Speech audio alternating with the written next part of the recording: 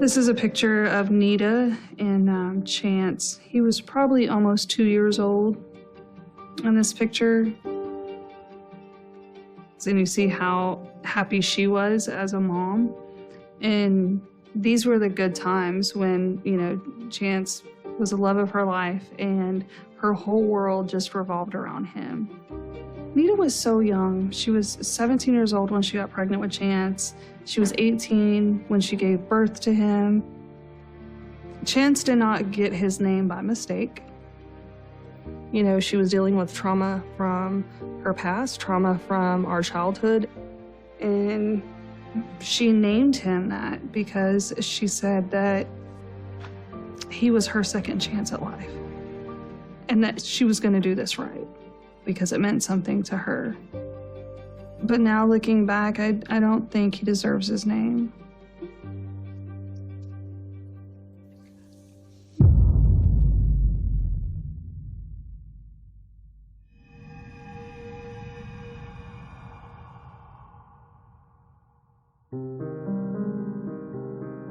Nita battled demons for years due to the trauma of being trafficked, of being abused.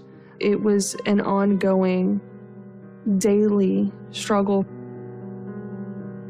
During that time period, Nita was working and trying to better her life. As soon as she would start to pick herself back up, something would knock her back down.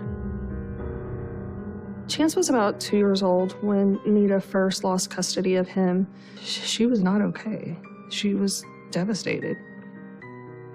At that point, our mother and stepfather actually did end up with temporary custody of him. Nita used to always ask me, is he okay? Promise me you'll take care of him. Promise me you'll look out for him. It was almost like a desperation for her, and so I promised her that I promised her I'd always look out for him.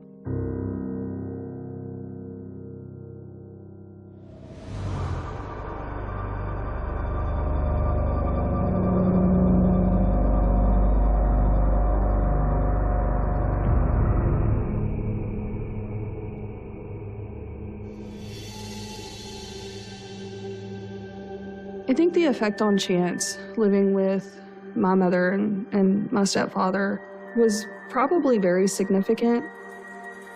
Nita saw Chance every opportunity she could. She would call and want to see him, and, oh, we're out of town this week, you can't come, or we're busy this weekend, you can't come. And so I'm sure Chance felt that repercussion. Maybe he thought his mother abandoned him. I would have to explain to him, it's not that your mom doesn't want to see you. There's things going on. Luckily, I only lived like 2 streets over, and so I would go see him every day. You know, we used to do a lot together. We went, you know, to the movies, 4-wheeling. We were just always together, and I could never fill the void of his mother, but the least I could do was at least be there.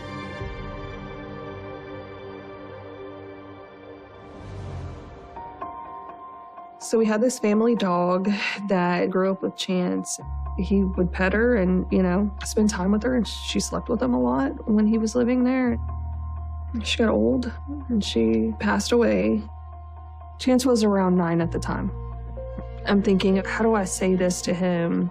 How do I let it play out so that way he'll understand and let him know it's okay to cry? Have a seat, bud. So we sat him down and told him, you know, that she had passed away, and it was strange because it was just like a blank stare, just nothing. I expected him to ask questions. What happened, or where is she? You know, I expected something. I didn't really care. Anything you want to ask me? And I think it's something that kind of took me by surprise. In that time, I thought, okay, well, maybe this is how he's going to deal with it. He's just going to put it in the back of his head, and he'll deal with it on his own. I look back and I'm like, what Chance did was just not normal. It's a lack of emotion, a lack of empathy. And we saw that as Chance was growing up. We just didn't think anything of it then. And now, looking back, it was definitely a pattern.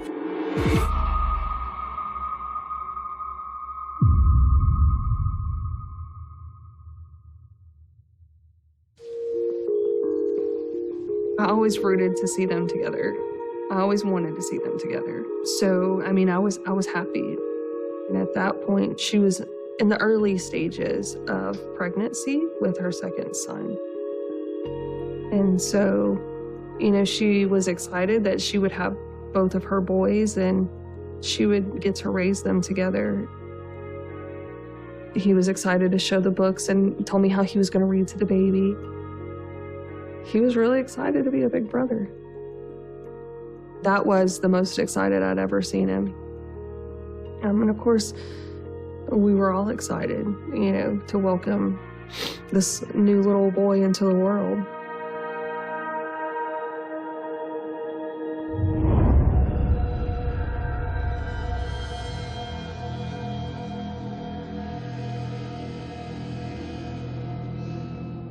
I do know there was allegations of drug abuse, and so they stepped in and they took the baby based on the allegations, very false allegations.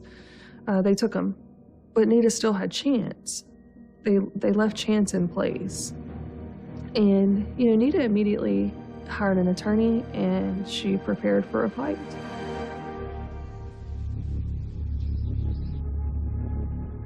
And I remember being in court, and one of the caseworkers had said to her, the best thing you can do is just let them adopt this baby.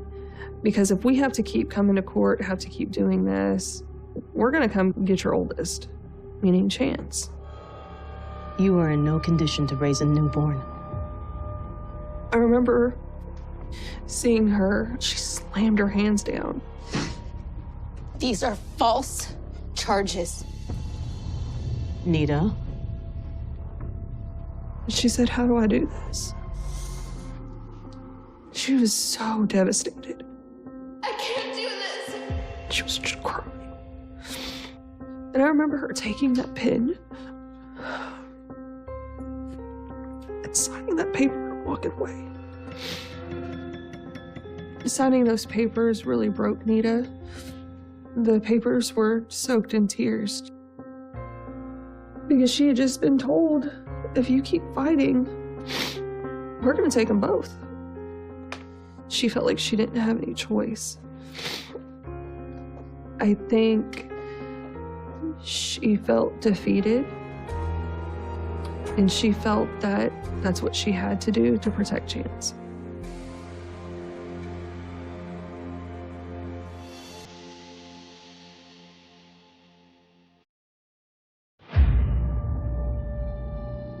When Chance found out what happened, I know Chance was devastated, completely heartbroken. I'm sorry, honey. They're taking the baby away. I think that's the most emotion, looking back, that I'd ever seen out of Chance. And I think it was the first time I ever saw him cry. And I mean really cry, was with that baby. Chance knew that Nita had to make a choice that day. That's when you would see the flares of anger. How could you let this happen? It didn't take long for Chance to start throwing it in her face and telling her how she should have fought for the baby. He used it as almost a weapon. That was his weapon against her, was saying, you know, you lost my brother.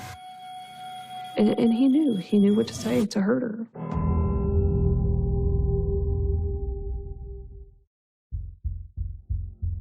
Chance, the kid I used to know versus the kid that he became was so dramatically different. It's like something had switched in him.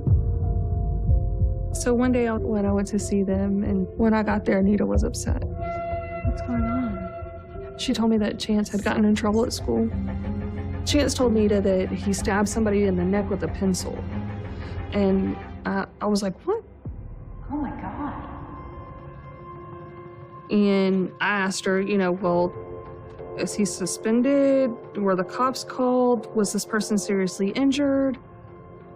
I'm asking these questions, and even she was like, no, the cops weren't called. And I mean, think about it. If somebody is stabbed in the neck with a pencil, there's absolutely going to be cops called. I think at this point, we came to the conclusion this didn't really happen.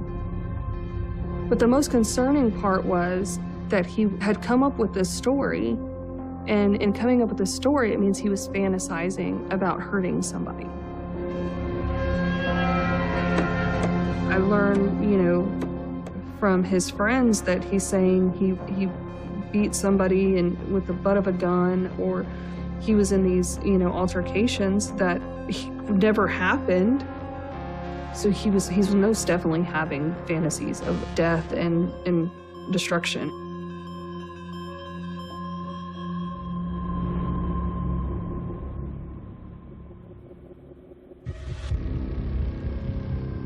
One night I stopped by Nita's to check in. They were in an argument.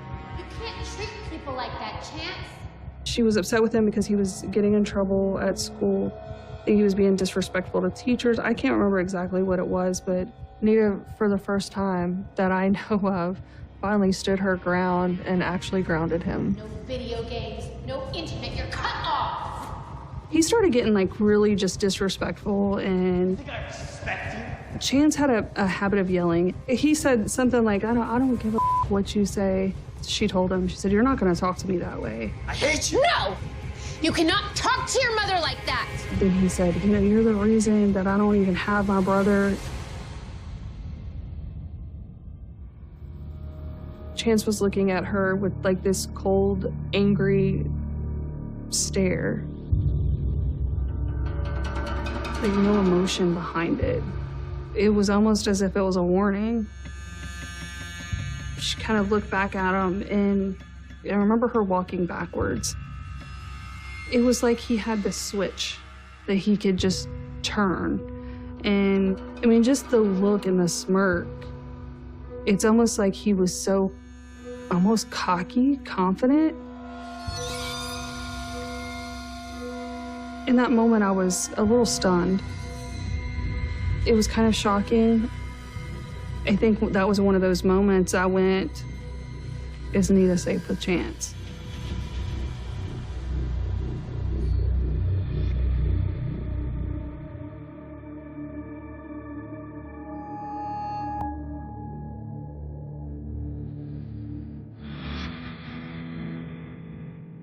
Around this time, Nita had began a relationship with a great man who treated her right. Nita was really in love. He was just one of those men that if I could handpick somebody, it would have been him.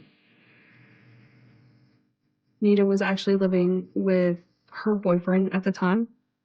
When you see your sister go through so many bad relationships, and then you see this glow in her, I think at that point, Nita had,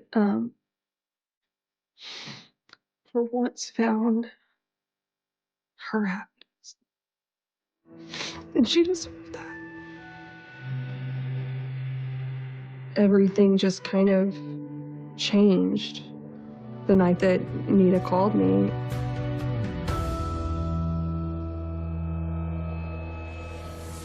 When I got there, she was a complete wreck. She told me that the night before, her and Chance had gotten into an argument in the driveway. I can't believe you. I told you I was going to You dinner with lied. my friend. And Chance was in her face and was screaming at her, and I think had pushed her. I hate you. Her boyfriend got in between them and told Chance, you're not going to disrespect your mother that way. And Chance punched her boyfriend in the face. What? At this point, she's crying, and but he is like pumped and hopping around and just screaming. What are you gonna do about it, huh? He had been enraged and out of control and cussing before, but this is the first time that he had actually assaulted someone. It just kind of goes to show just how out of control he was and how almost fearless he was. And then, you know, he was scared that the cops were gonna show up, and so Chance took off.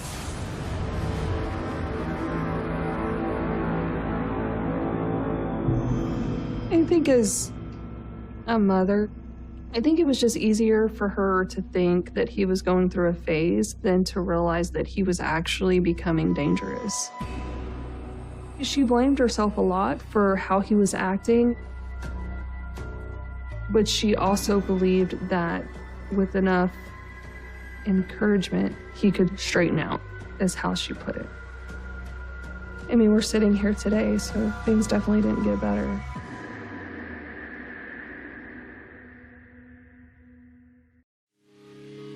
With Chance being willing to actually hit somebody, like Nita's boyfriend, it tells me that he had no fear of anybody. We knew that he was being a bad kid, but things were escalating. You know, by the time we put it all together, it was just too late. When Chance ran away that night, we tracked his phone. We, called all the friends that we knew of, and we eventually found out that Chance was at a friend's house. So I get him in the car, and Chance is like, he's quiet, but the way he's like just staring with his arms crossed, he wasn't happy. We stopped at the gas station to fill up and get some snacks. While we're at the gas station, Nita's boyfriend called her. Hello? Yeah, we found her. So when Chance realizes who's on the phone, it's like he switched. You hear me? I'm gonna kick your ass if I find you, I'll kill you! He said, I'll give you another effing black eye. And so like he was making threats to the boyfriend on the phone. And I mean, he was just really just kind of out of control in Nita's face and screaming. You hear me? You hear me? I'm gonna kick your ass! If I find you, I'll kill you! Nita was crying and she was asking him, why would you do this? I was worried about you. And Chance was just like so angry, and he was screaming at her. He was in her face, telling her, why can't you let me live my life? You're the worst mom ever! I mean, just right in her face. I mean, you're talking forehead to forehead, screaming at her. He kind of pushes her, and I grabbed him and I pulled him back.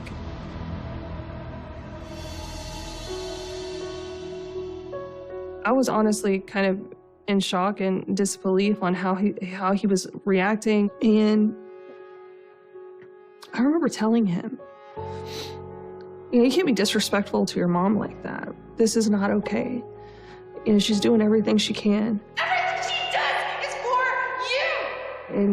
And, Nita's crying. And that's when she told me, Chance just doesn't want me with him. He didn't care about her and her happiness or how she felt. I think he felt like he had won. And that's the first time I ever saw him be physical with his mother. And there was something more going on. I just didn't want to push too hard. And now I look back and I wish I would have.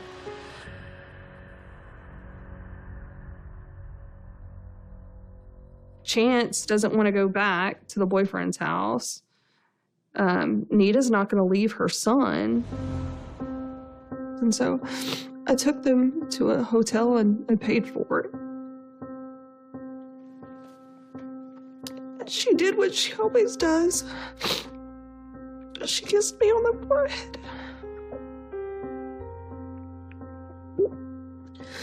She said, I love you. I'll call you tomorrow.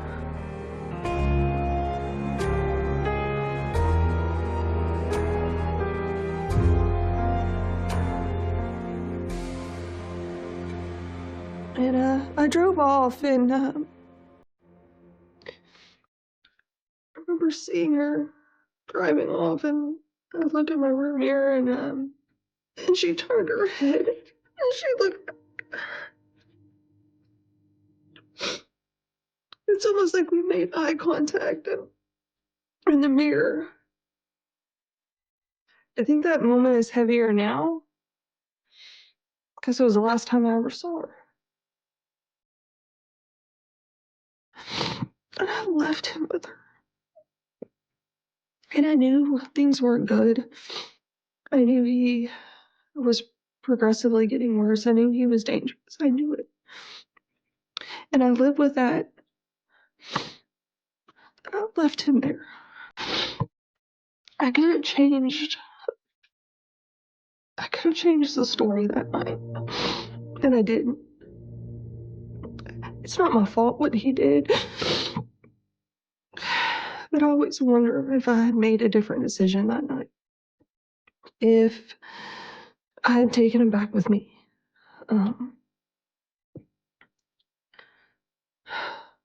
Just anything. Anything. If I would have done anything different, could it have prevented this?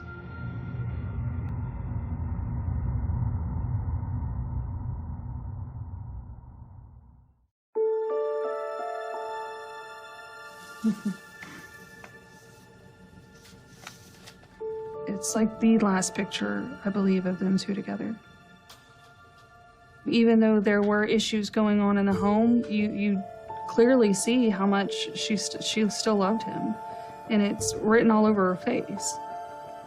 But if you look at him, he's smiling, but it's not like a real smile.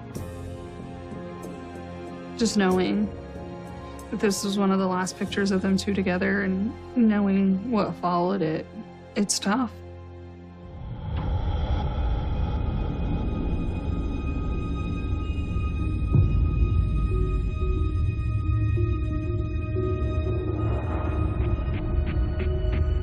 She wanted to have this baby.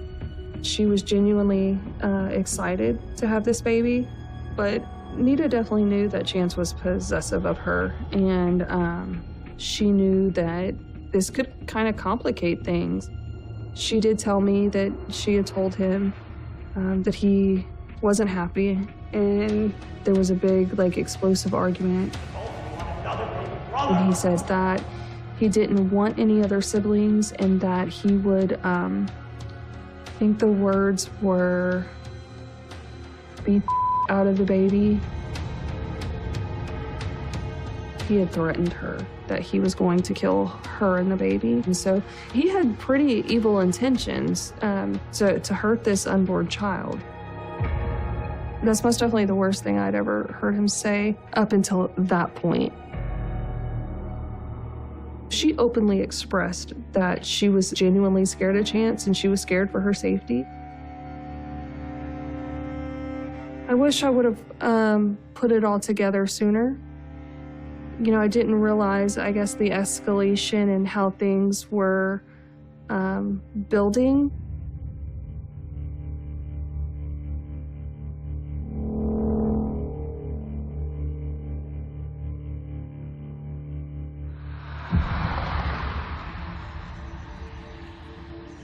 It was Sunday morning, and there's this knocking on our door.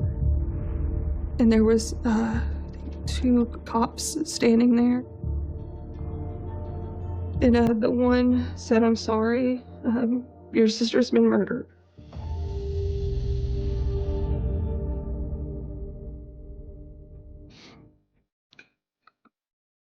And I don't think at that time I even had kind of a reaction. I think I just kind of stared at him because these words that are coming out of his mouth just are not making any sense at all. It's like my knees got weak. I'm still kind of in and out of it. He starts asking me questions. Who would want to do this to her? And when was the last time you saw your nephew? And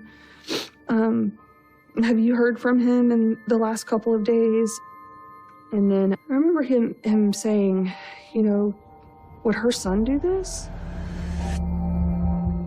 Then everything just kind of started slamming together on me. You know, all the warning signs and all the red flags, the violence, the threats, the manipulation, the lack of empathy, all of it's just coming together at one time. Who's the person that can get that close to her? And who's the one person that she wouldn't hurt? It was him. It was Chance.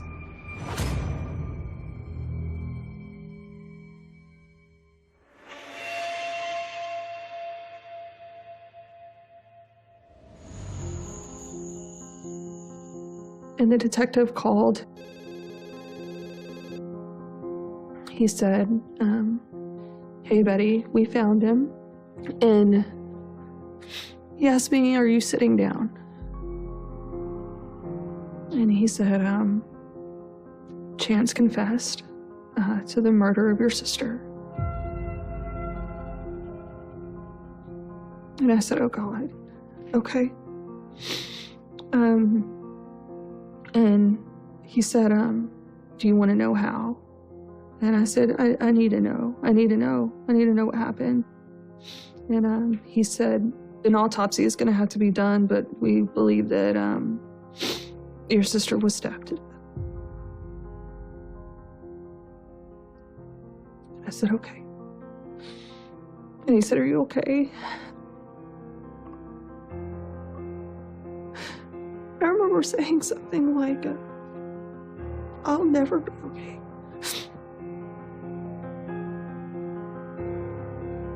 I knew that night we didn't just lose Nita.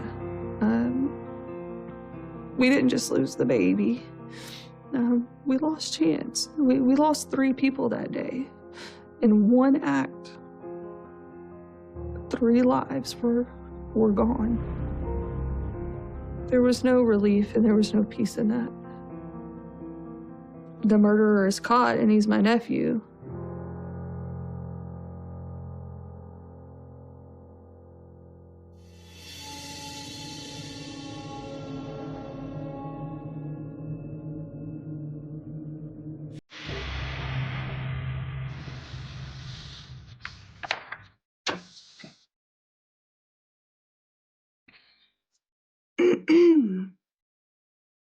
So that is, that's her autopsy. And I don't want to see that.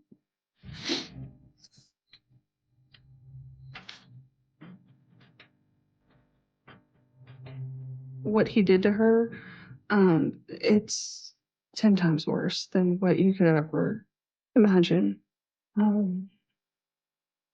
After 8 years, you think you're ready to finally see it, and I wasn't. I don't think I'll ever be at that place.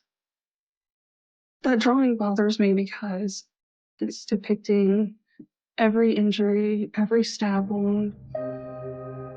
Nita had actually been stabbed 57 times.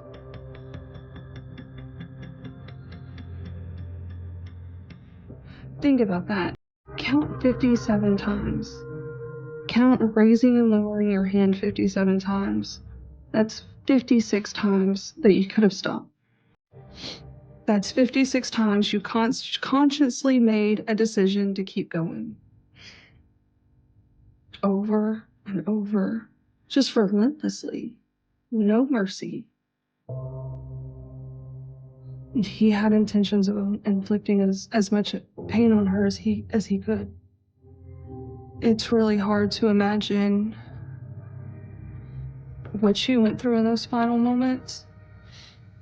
The pain that she felt, and I don't mean that physically. I don't mean physical pain. I think the pain that she went through emotionally. The last face she saw was the person she loved the most in the world. There's not a single day I don't think about it. And I will probably think about it for the rest of my life.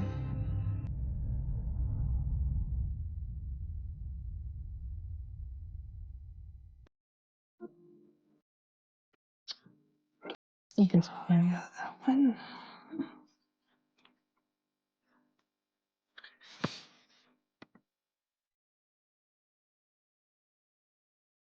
So that video was taken by a store surveillance camera.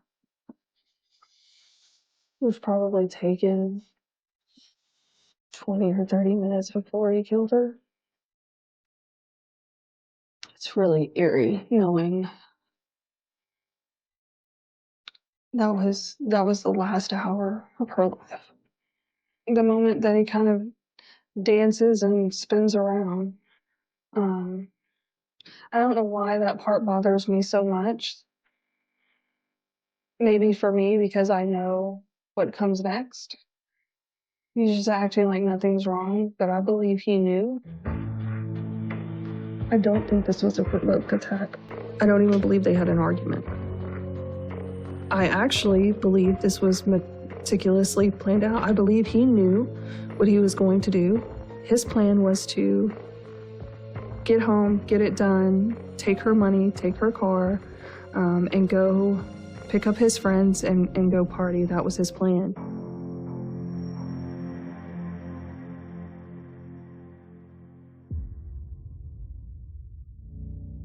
They had gotten home and she was putting up groceries. He went and changed clothes, got the knife from his dresser drawer where he says he kept it.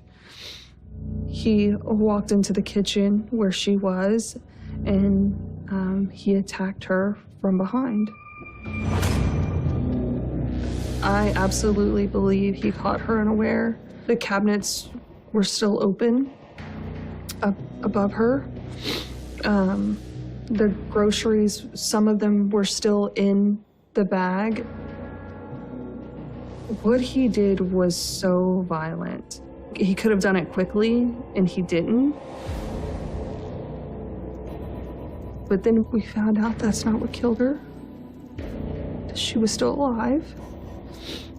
And that he had wrapped a cord around her throat.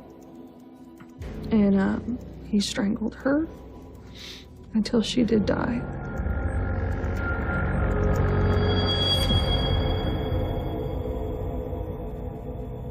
This is a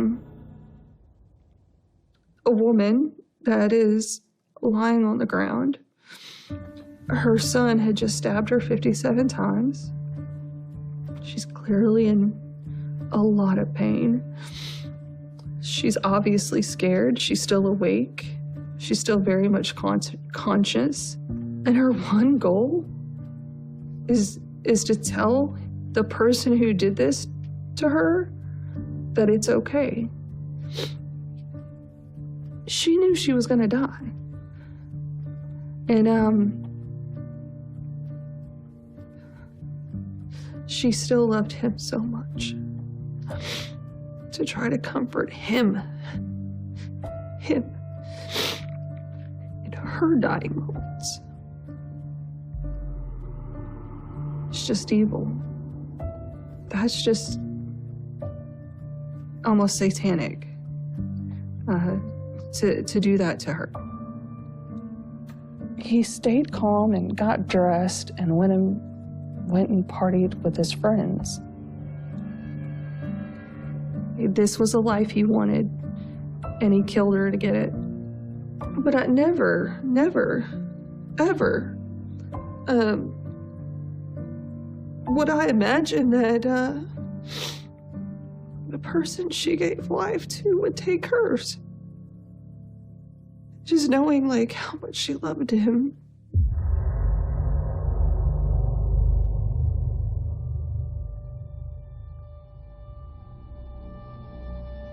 I'd always promised Nita that I would take care of him.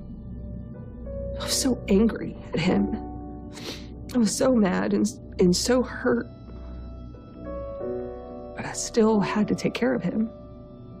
And I did. I felt like I had to. And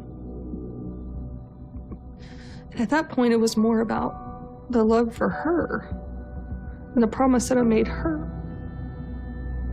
It took 4.5 years to get to trial. So for 4.5 years, I continued to put money on his books because it was the only way I knew how to take care of him. But when, he's in jail.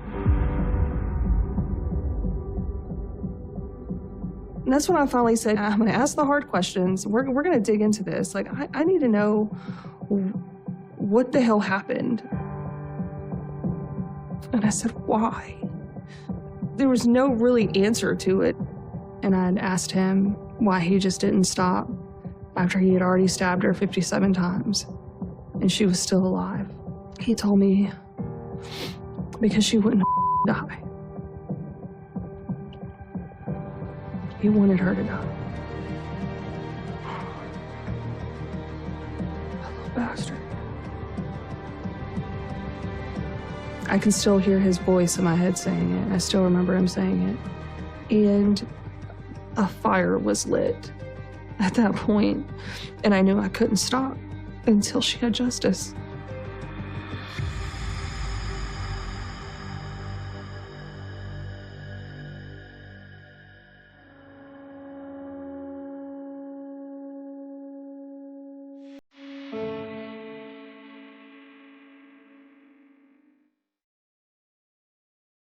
A chance will never be a part of my life again. There's nothing he could say to me that would heal the pain that he's caused. The moment he stuck that knife in her was the moment I lost my nephew. It's weird because I still love him. I will never deny that I don't love him, but I love him from a distance. That last phone call that I took from him, my last words to him were,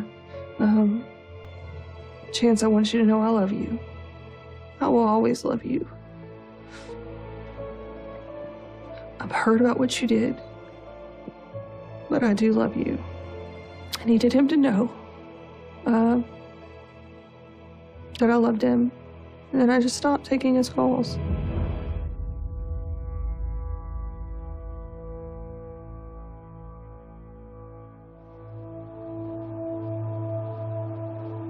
Since Nita's murder, my life has been honestly just kind of split into the before and after. I was working in corporate America for a major oil and gas company. I was going to work 9 to 5 every day and coming home to my family. And when this happened, you know, Nita had just started her nonprofit, and she wanted to help victims of human trafficking. And, you know, that was her goal and that was her dream. I knew that I couldn't let that die with her. She had a legacy and she had a dream, and it was up to us to keep that going. I ended up leaving my corporate job and going back to school and opening up my own private investigations firm. I've been able to bring home 48 missing and exploited kids to their families. And so I see Nita in all of them. You see her while they're going through that healing process, and you see a part of her when you see how broken they are. And then they start to heal, and you start to see her smile in them. So she might be gone, but she's still very much alive. He only thought he killed her. And he just made her legacy stronger.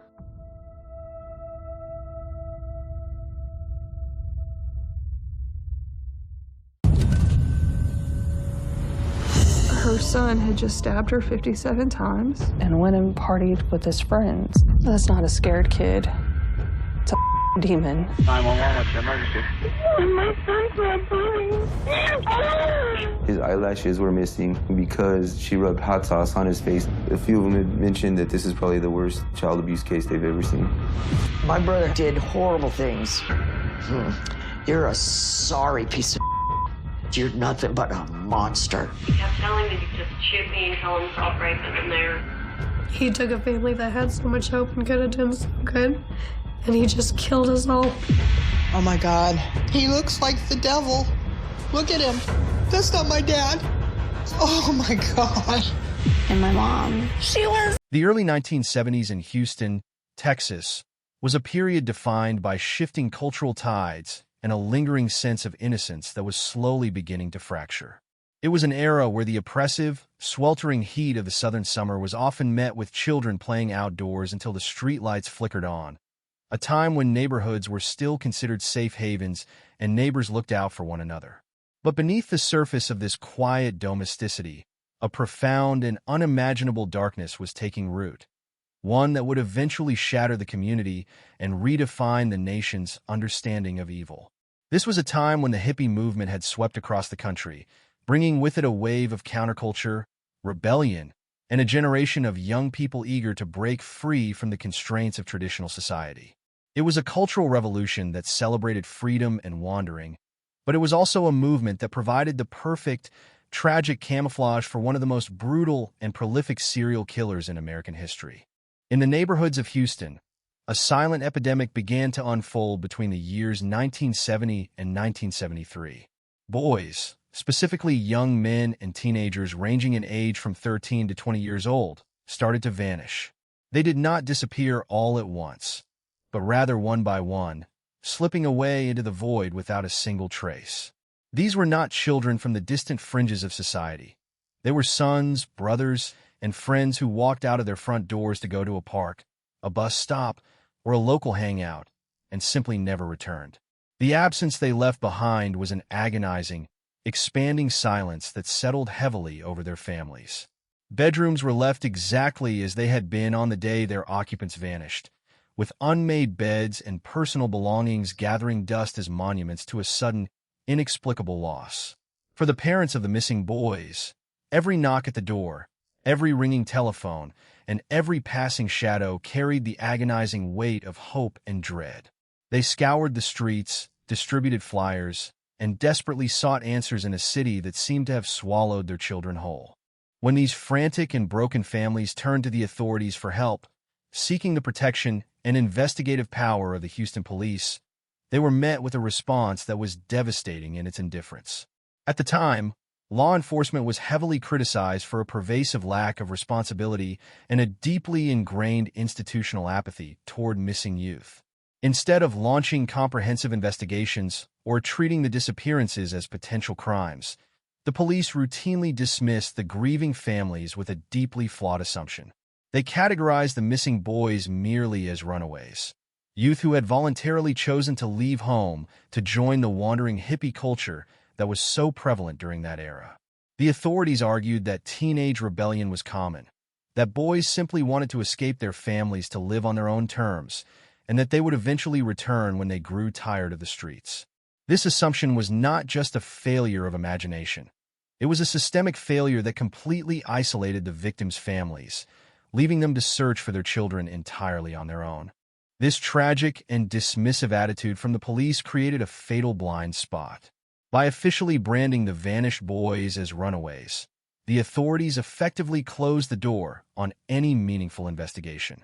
There were no wide-scale searches, no task forces, and no dots connected between the growing number of missing teenagers within the exact same demographic and geographic area.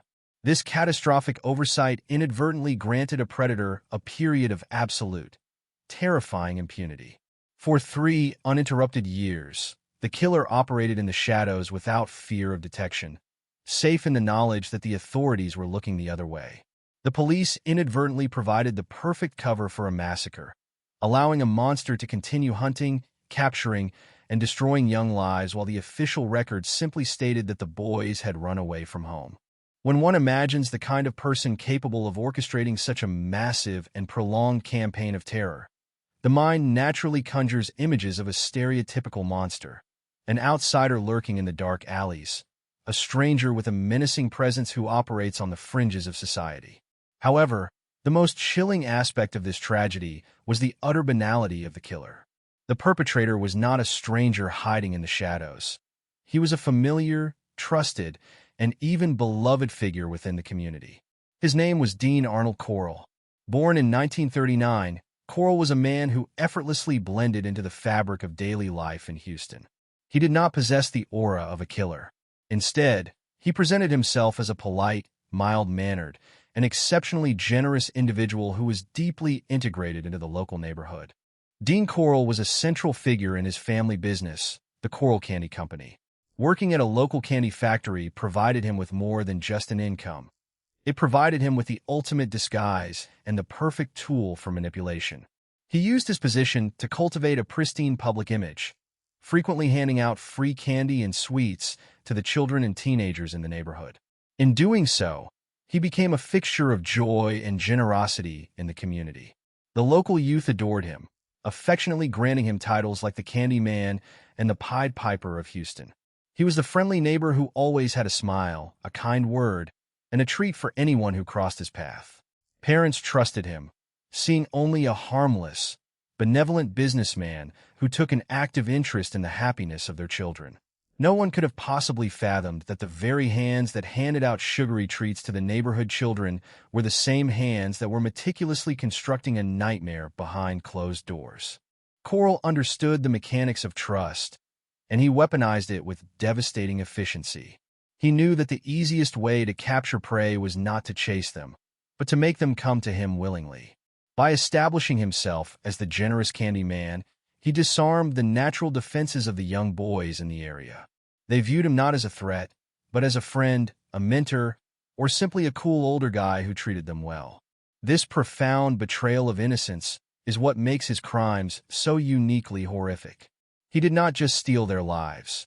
He perverted the very concept of community trust, using the foundational goodness and naivety of youth as the mechanism for their destruction. The facade of the polite candy maker was a meticulously maintained mask, behind which operated a mind consumed by unspeakable sadism and an insatiable desire for control and violence. However, Dean Corll did not carry out this massive, 3-year campaign of abduction and murder entirely alone. To sustain his gruesome appetite and to streamline the process of acquiring victims, he required assistance, someone who could bridge the generational gap and draw the teenage boys into his trap even more effortlessly. In a move that showcased the depths of his depravity, Corll reached into the very demographic he was hunting and recruited accomplices from among the local youth. He manipulated and employed 2 teenagers from the area to act as his procurers. The first was Elmer Wayne Henley, who would eventually be arrested at the age of 17, and the second was David Owen Brooks, who was arrested at 18. These 2 young men, who should have been peers and friends to the victims, were instead transformed into instruments of death. Corll understood that teenagers were far more likely to trust other teenagers than they were to trust an adult, even one as seemingly friendly as the Candy Man. By using Henley and Brooks as bait, Corll completely eliminated any lingering suspicion a potential victim might have had. The accomplices were instructed to scour local hangouts, parks, bus stops, and roadsides, searching for vulnerable, unsuspecting boys who fit Corll's specific preferences. To secure their loyalty and ensure a steady supply of victims, Corll commodified human life in the most literal and grotesque sense. He paid his teenage accomplices a bounty for every boy they successfully lured back to his residence.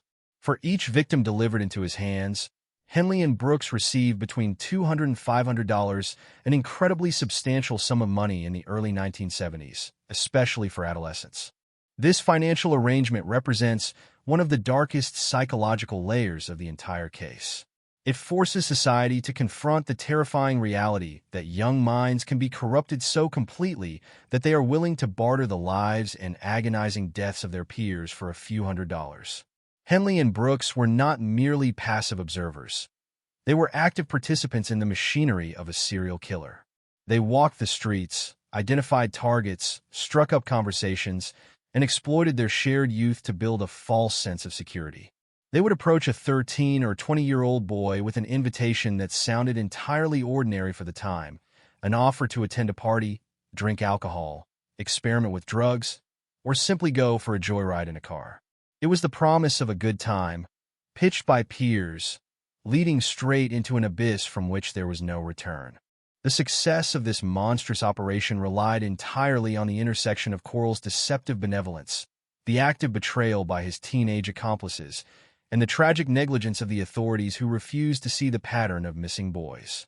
The community of Houston was unknowingly harboring a slaughterhouse, disguised by the sweet scent of a candy factory and the reassuring smile of a polite neighbor. The families of the victims continued their desperate, lonely searches, entirely unaware that the boys they wept for had been sold by their own peers and destroyed by a man they likely knew and trusted. The true scale of the horror that unfolded within the walls of Coral's home remained a tightly guarded secret, completely undetectable to a society that preferred to believe its children were simply running away to find freedom, rather than being marched toward their own executions. The stage was set, the trap was perfected, and the polite Candyman of Houston was ready to welcome his victims inside, locking the door on a nightmare that would ultimately claim the lives of nearly 30 young men before the truth finally bled out into the open. The boys who vanished from the sunlit streets of Houston were not mere statistics. They were the vibrant, pulsing lifeblood of their neighborhoods. Ranging in age from 13 to 20 years old, they stood at the delicate threshold between childhood and adulthood. This is an age characterized by a desperate yearning for independence, a natural curiosity about the world, and a profound susceptibility to peer influence. They were brothers who played in the local parks, sons who were expected home for dinner, and friends who lingered at bus stops and street corners, sharing secrets and making plans for the weekend. Their innocence was their greatest vulnerability. In the early 1970s, the world still felt vast and full of benign possibilities to a teenager in Texas.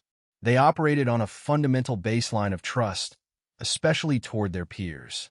It was this exact psychological profile, this beautiful but fatal naivety, that Dean Corll studied, understood, and ultimately exploited with surgical precision. He did not seek out the hardened or the cynical. He sought out the trusting, the youths who would never suspect that a casual invitation could be a death sentence. The mechanism of their capture was brilliant in its sheer, terrifying simplicity. Dean Corll, despite his friendly neighborhood persona, knew that an adult man approaching teenage boys might eventually arouse suspicion, even in a more trusting era. To bypass this, he relied entirely on the treacherous legwork of his teenage accomplices, Elmer Wayne Henley and David Owen Brooks. These two young men were the vital conduits between the safety of the public streets and the hidden butchery of Corll's home. They were the familiar faces, the local kids who spoke the same language, wore the same clothes, and understood the exact desires of the boys they were hunting. Armed with the promise of a lucrative bounty, ranging from $200 to $500 per victim, Henley and Brooks became highly motivated, remorseless predators stalking their own generation. They frequented the places where youth congregated, scanning the bus stops, the local hangouts, the parks, and the roadsides. They were looking for anyone who looked bored, anyone looking for an escape from the mundane reality of a slow Texas afternoon. The invitations they extended were masterclasses in adolescent temptation. Henley and Brooks did not use force or intimidation to capture their prey. They used the alluring currency of teenage rebellion. They would approach a target, strike up a casual, friendly conversation, and drop an invitation that seemed impossible to refuse. They offered the promise of exclusive parties, free-flowing alcohol, access to illicit substances, or simply the thrill of a fast ride in a car. To a 13 or 15-year-old boy, an invitation to hang out with older teenagers, to be treated as an equal in a world of forbidden adult pleasures, was intensely flattering. The victims willingly got into the cars or walked alongside their betrayers, their minds filled with anticipation of a good time. They left behind the safety of the public eye with smiles on their faces, completely unaware that the peers sitting next to them were not friends offering a good time, but bounty hunters leading them to a slaughterhouse. This willing participation, born of deception, makes the tragedy infinitely more heartbreaking. They walked into the abyss under the absolute illusion of friendship.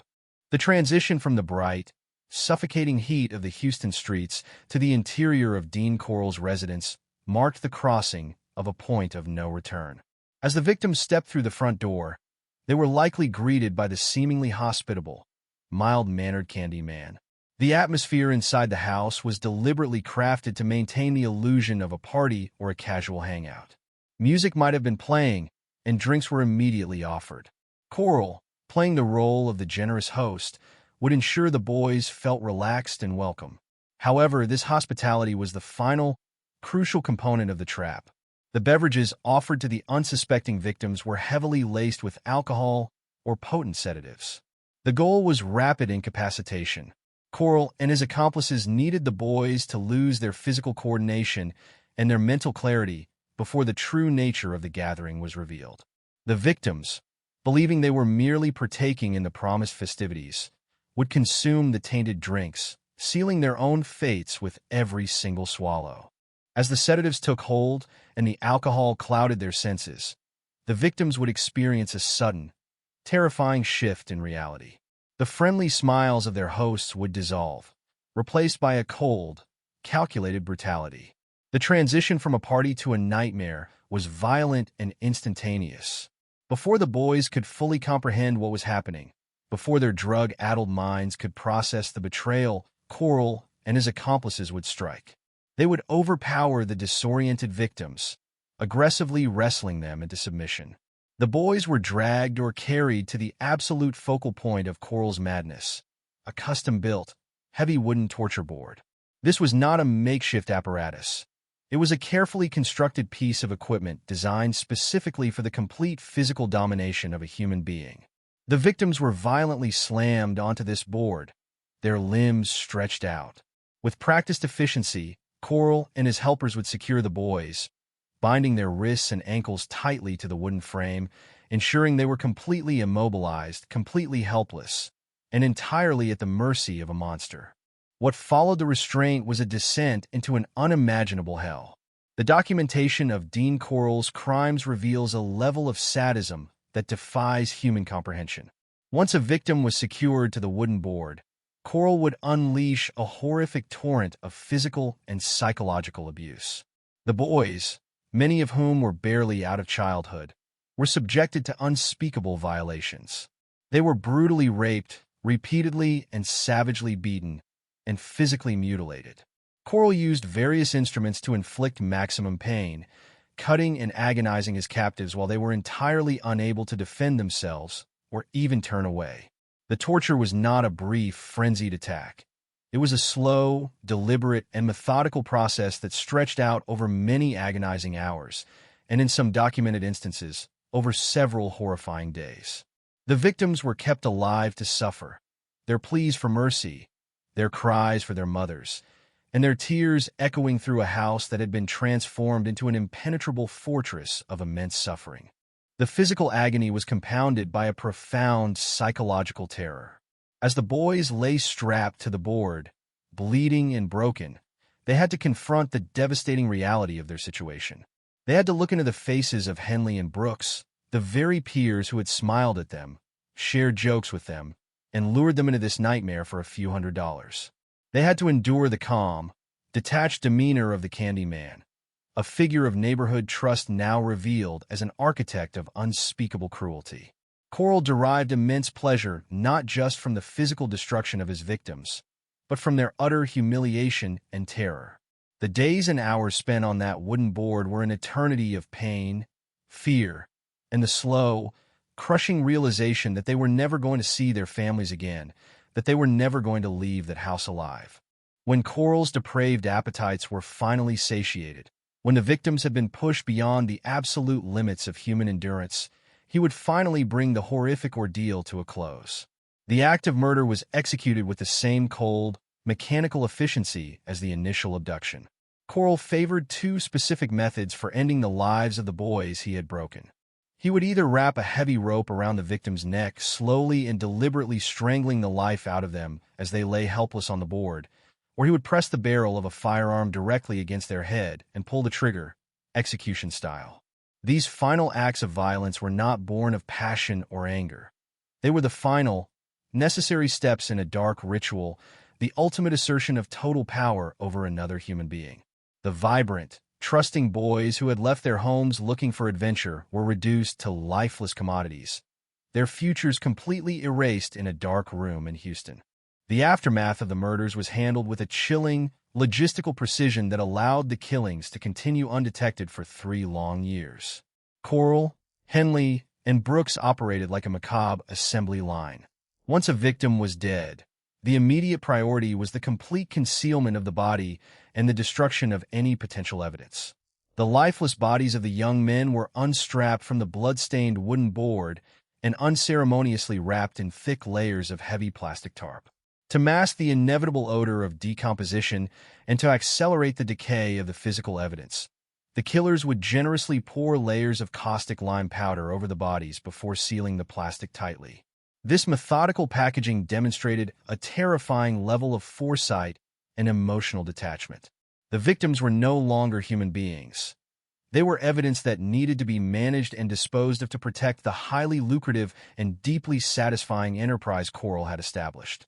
The disposal of the wrapped bodies was distributed across 3 primary locations, chosen carefully for their isolation and their ability to hide the mounting death toll. A significant number of the victims were transported to a rented boat shed located right within the city limits of Houston. This shed, an unassuming structure meant for storage, became a mass grave, hiding a catastrophic loss of life behind a simple metal padlock. Other victims were driven far out of the city, taken to the remote, sandy shores of High Island Beach, where they were buried deep within the coastal earth, the sound of the ocean masking the final resting place of the forgotten boys. The remaining bodies were transported to the dense, isolated areas surrounding the Sam Rayburn Reservoir, buried in the wilderness far from the eyes of the indifferent world. By utilizing multiple disposal sites, Coral ensured that even if one grave were somehow discovered, the true, apocalyptic scale of his massacre would remain hidden. The bodies rested in these dark, silent places while the city of Houston moved on, unaware of the carnage resting beneath its soil.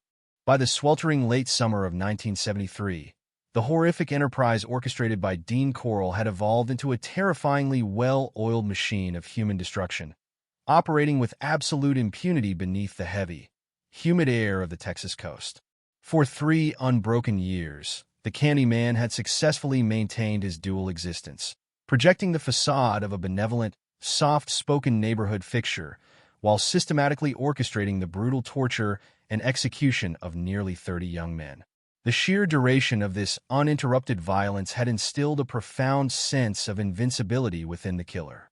He had grown remarkably arrogant, entirely convinced that his methods of abduction, manipulation, and disposal were flawless. The police had never once knocked on his door with suspicion. The community continued to view him with warm regard, and his teenage accomplices remained fiercely loyal, bound to him by the lucrative financial rewards and the paralyzing weight of their shared, unspeakable secrets. This environment of sustained success bred a dangerous complacency, a belief that the dark kingdom he had built within the walls of his home would never be breached or challenged. However, the meticulously controlled world of a serial predator is highly fragile, built upon rigid rituals and specific pathologies. When those strict internal rules are violated, the carefully constructed illusion of control shatters. And it was precisely this kind of disruption that would ultimately bring the 3-year nightmare to a sudden, explosive, and profoundly violent conclusion. The catalyst for this catastrophic unraveling occurred on the evening of August 7, 1973.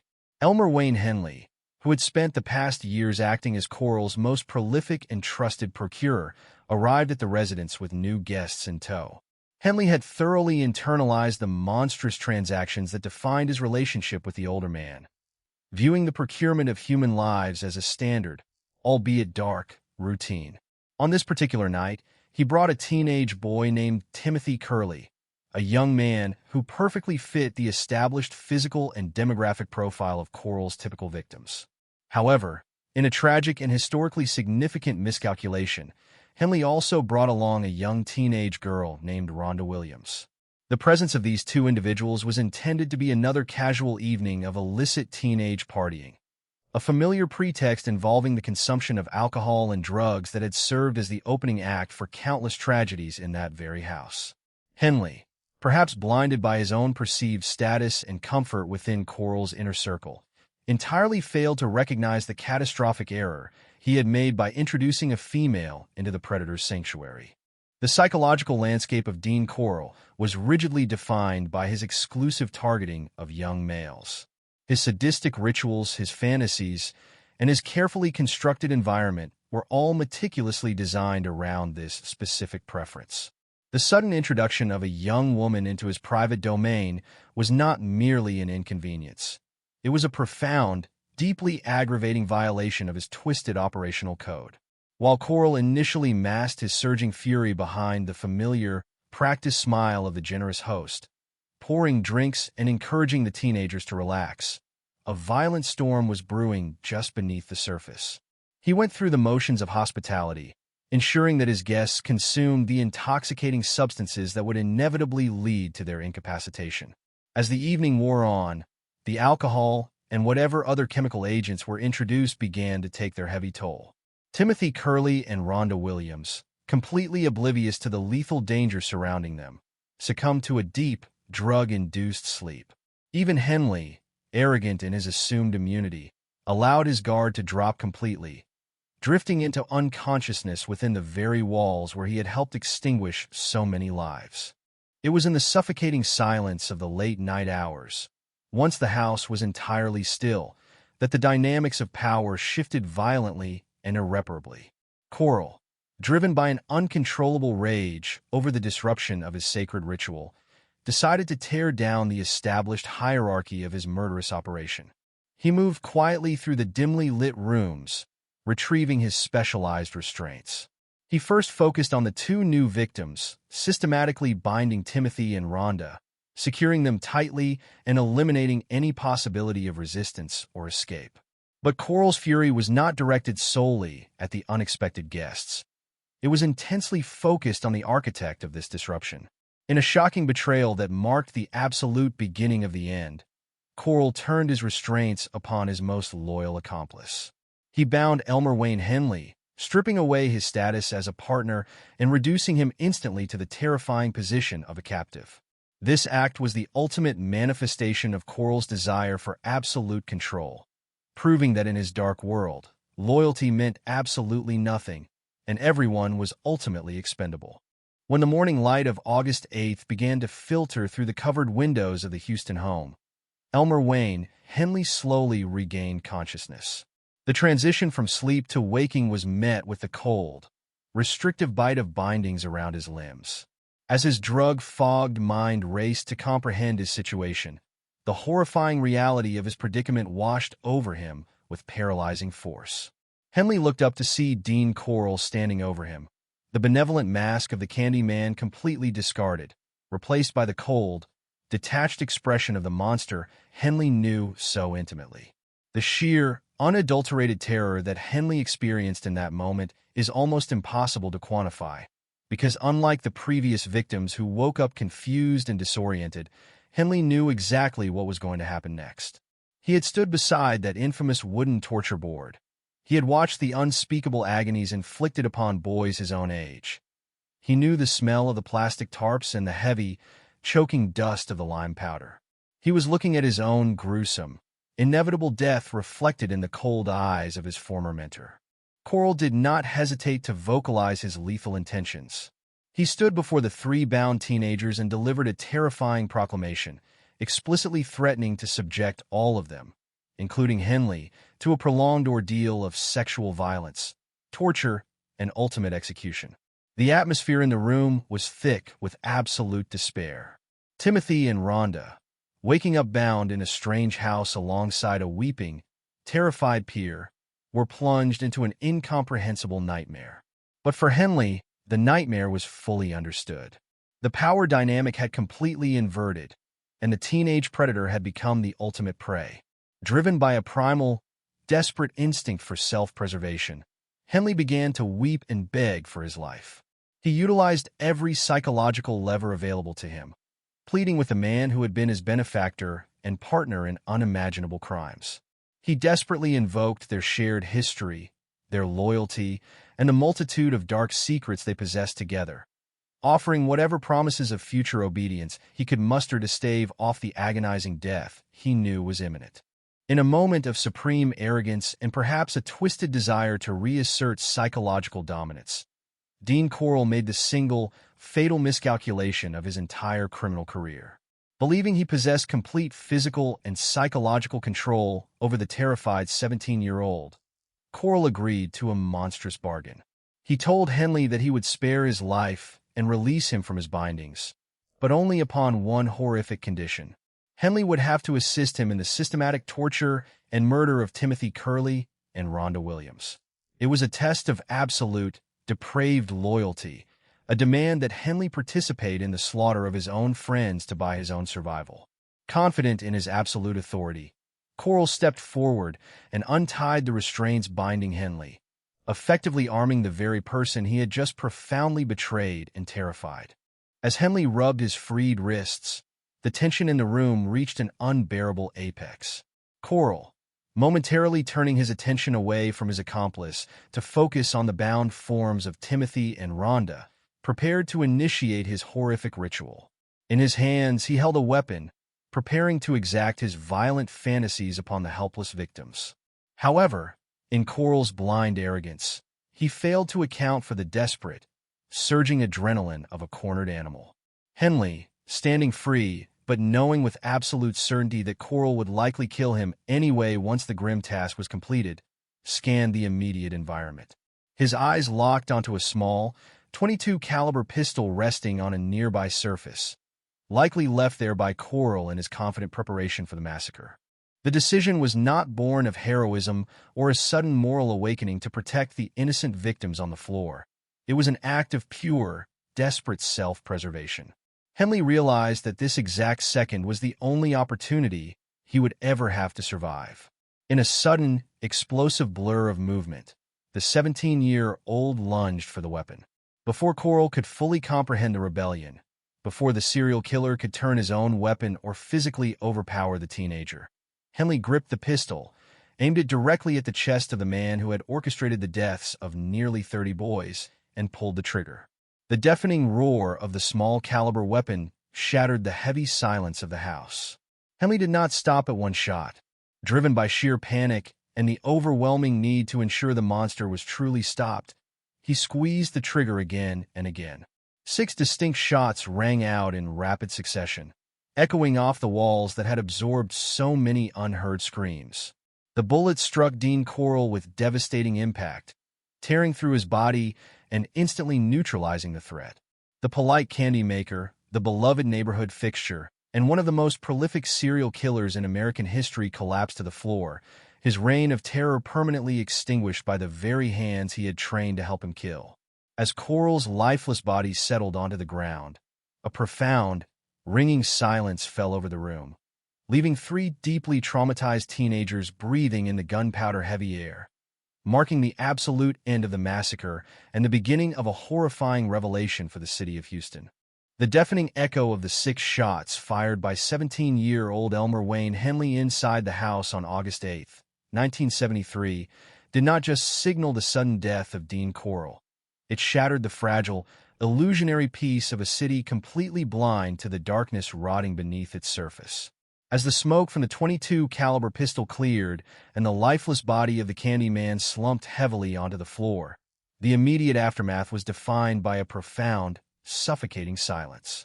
Henley, still trembling violently from the adrenaline rush of sheer, desperate self-preservation, stood over the man who had orchestrated years of unspeakable terror. Beside him, Timothy Curley and Rhonda Williams remained physically bound and psychologically paralyzed, slowly realizing the absolute scale of the nightmare they had just narrowly escaped. The immediate priority shifted from terror to survival as Henley, recognizing the gravity of what he had just done, rushed to free the 2 terrified teenagers. Together, shaken and utterly overwhelmed by the sudden and brutal shift in their reality, they fled the house that had served as an impenetrable slaughterhouse, carrying with them a secret so heavy and apocalyptic that it threatened to crush their young minds. Without a moment to process the psychological trauma of the morning, Henley made a decision that would forever alter the course of local history. He did not attempt to run away or hide the crime scene. Instead, driven by a mixture of shock, lingering fear, and an instinctive need for authorities to intervene, he sought out the police. Henley surrendered himself to law enforcement, stepping into a world of investigators who were entirely unprepared for the magnitude of the confessions he was about to deliver. When Henley sat down across from the detectives and began to speak, the words that poured from his mouth did not describe a simple, isolated act of self-defense. Instead, he systematically dismantled the carefully maintained facade of Dean Coral, confessing to a sprawling, horrific enterprise of abduction, torture, and mass murder that spanned 3 uninterrupted years.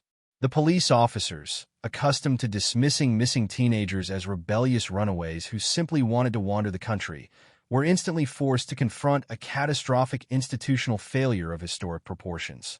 The boy sitting before them was not just an accomplice to a murder. He was the primary witness to one of the most prolific and devastating serial killing sprees in the history of the United States. Faced with the staggering and almost unbelievable confessions provided by Henley, the Houston Police Department was forced into an immediate, high-stakes mobilization.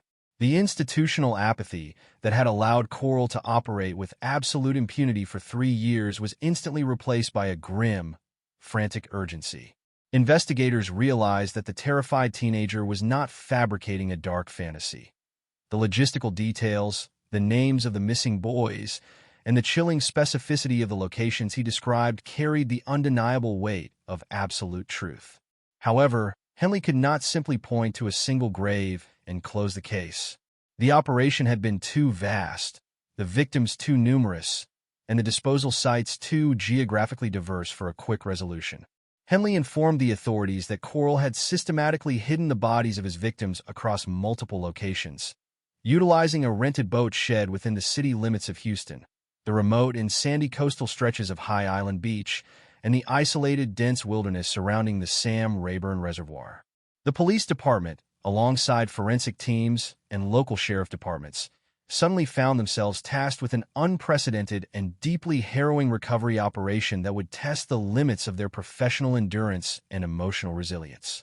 The first major focal point of the police investigation was the unassuming boat shed located right within the urban landscape of Houston, a structure that had stood quietly while unimaginable horrors unfolded inside its locked doors. Guided by Henley, law enforcement officers approached the shed with a growing sense of dread, fully aware that the quiet metal padlock concealed something far darker than mere storage. Upon forcing entry into the structure, the investigators were immediately met with an oppressive, sickening atmosphere. The interior of the shed revealed the cold, calculated efficiency of Coral's macabre assembly line.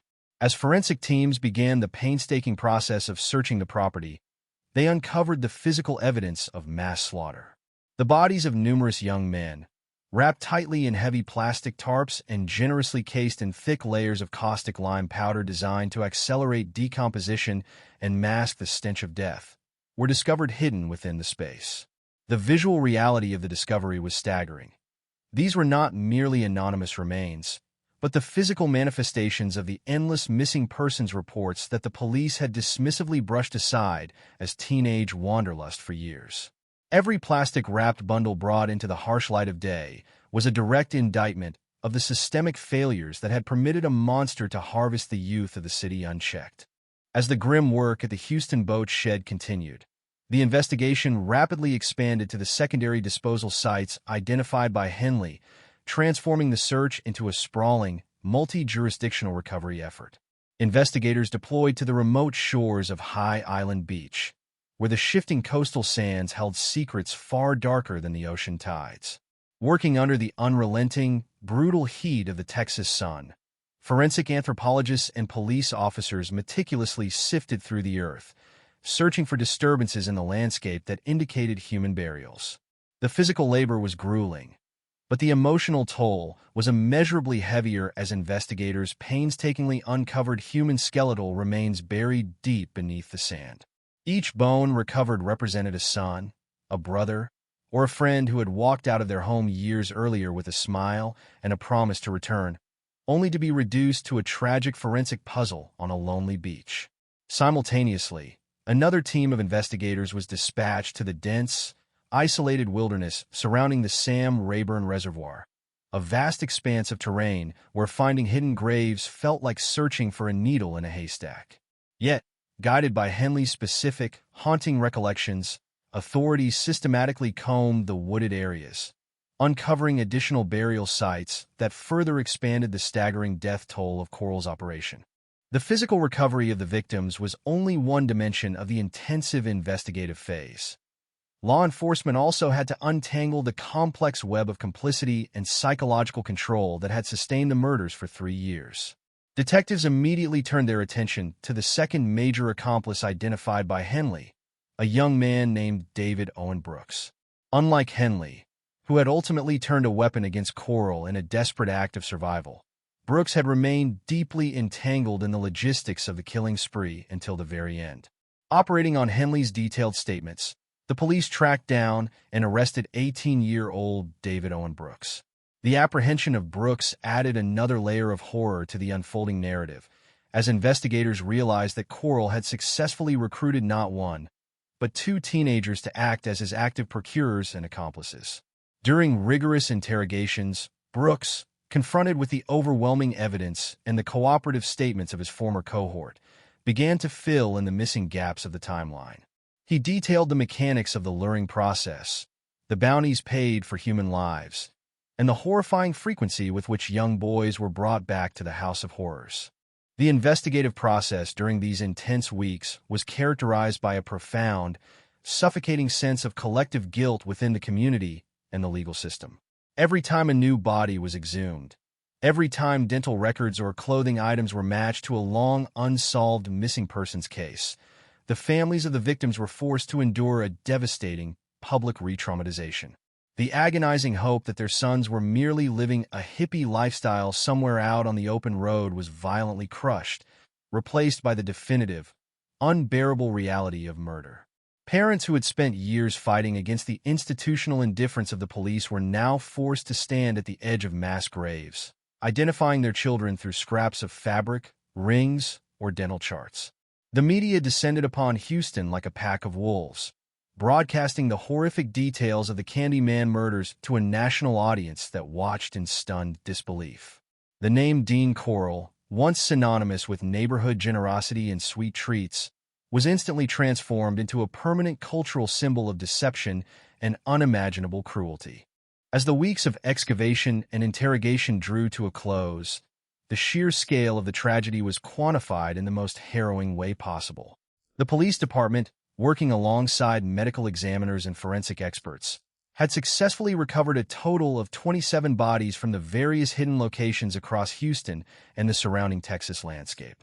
The vast majority of these broken, plastic-wrapped remains were pulled from the dark confines of the Houston boat shed, while the rest were recovered from the sandy earth of High Island and the wilderness of the Sam Rayburn Reservoir.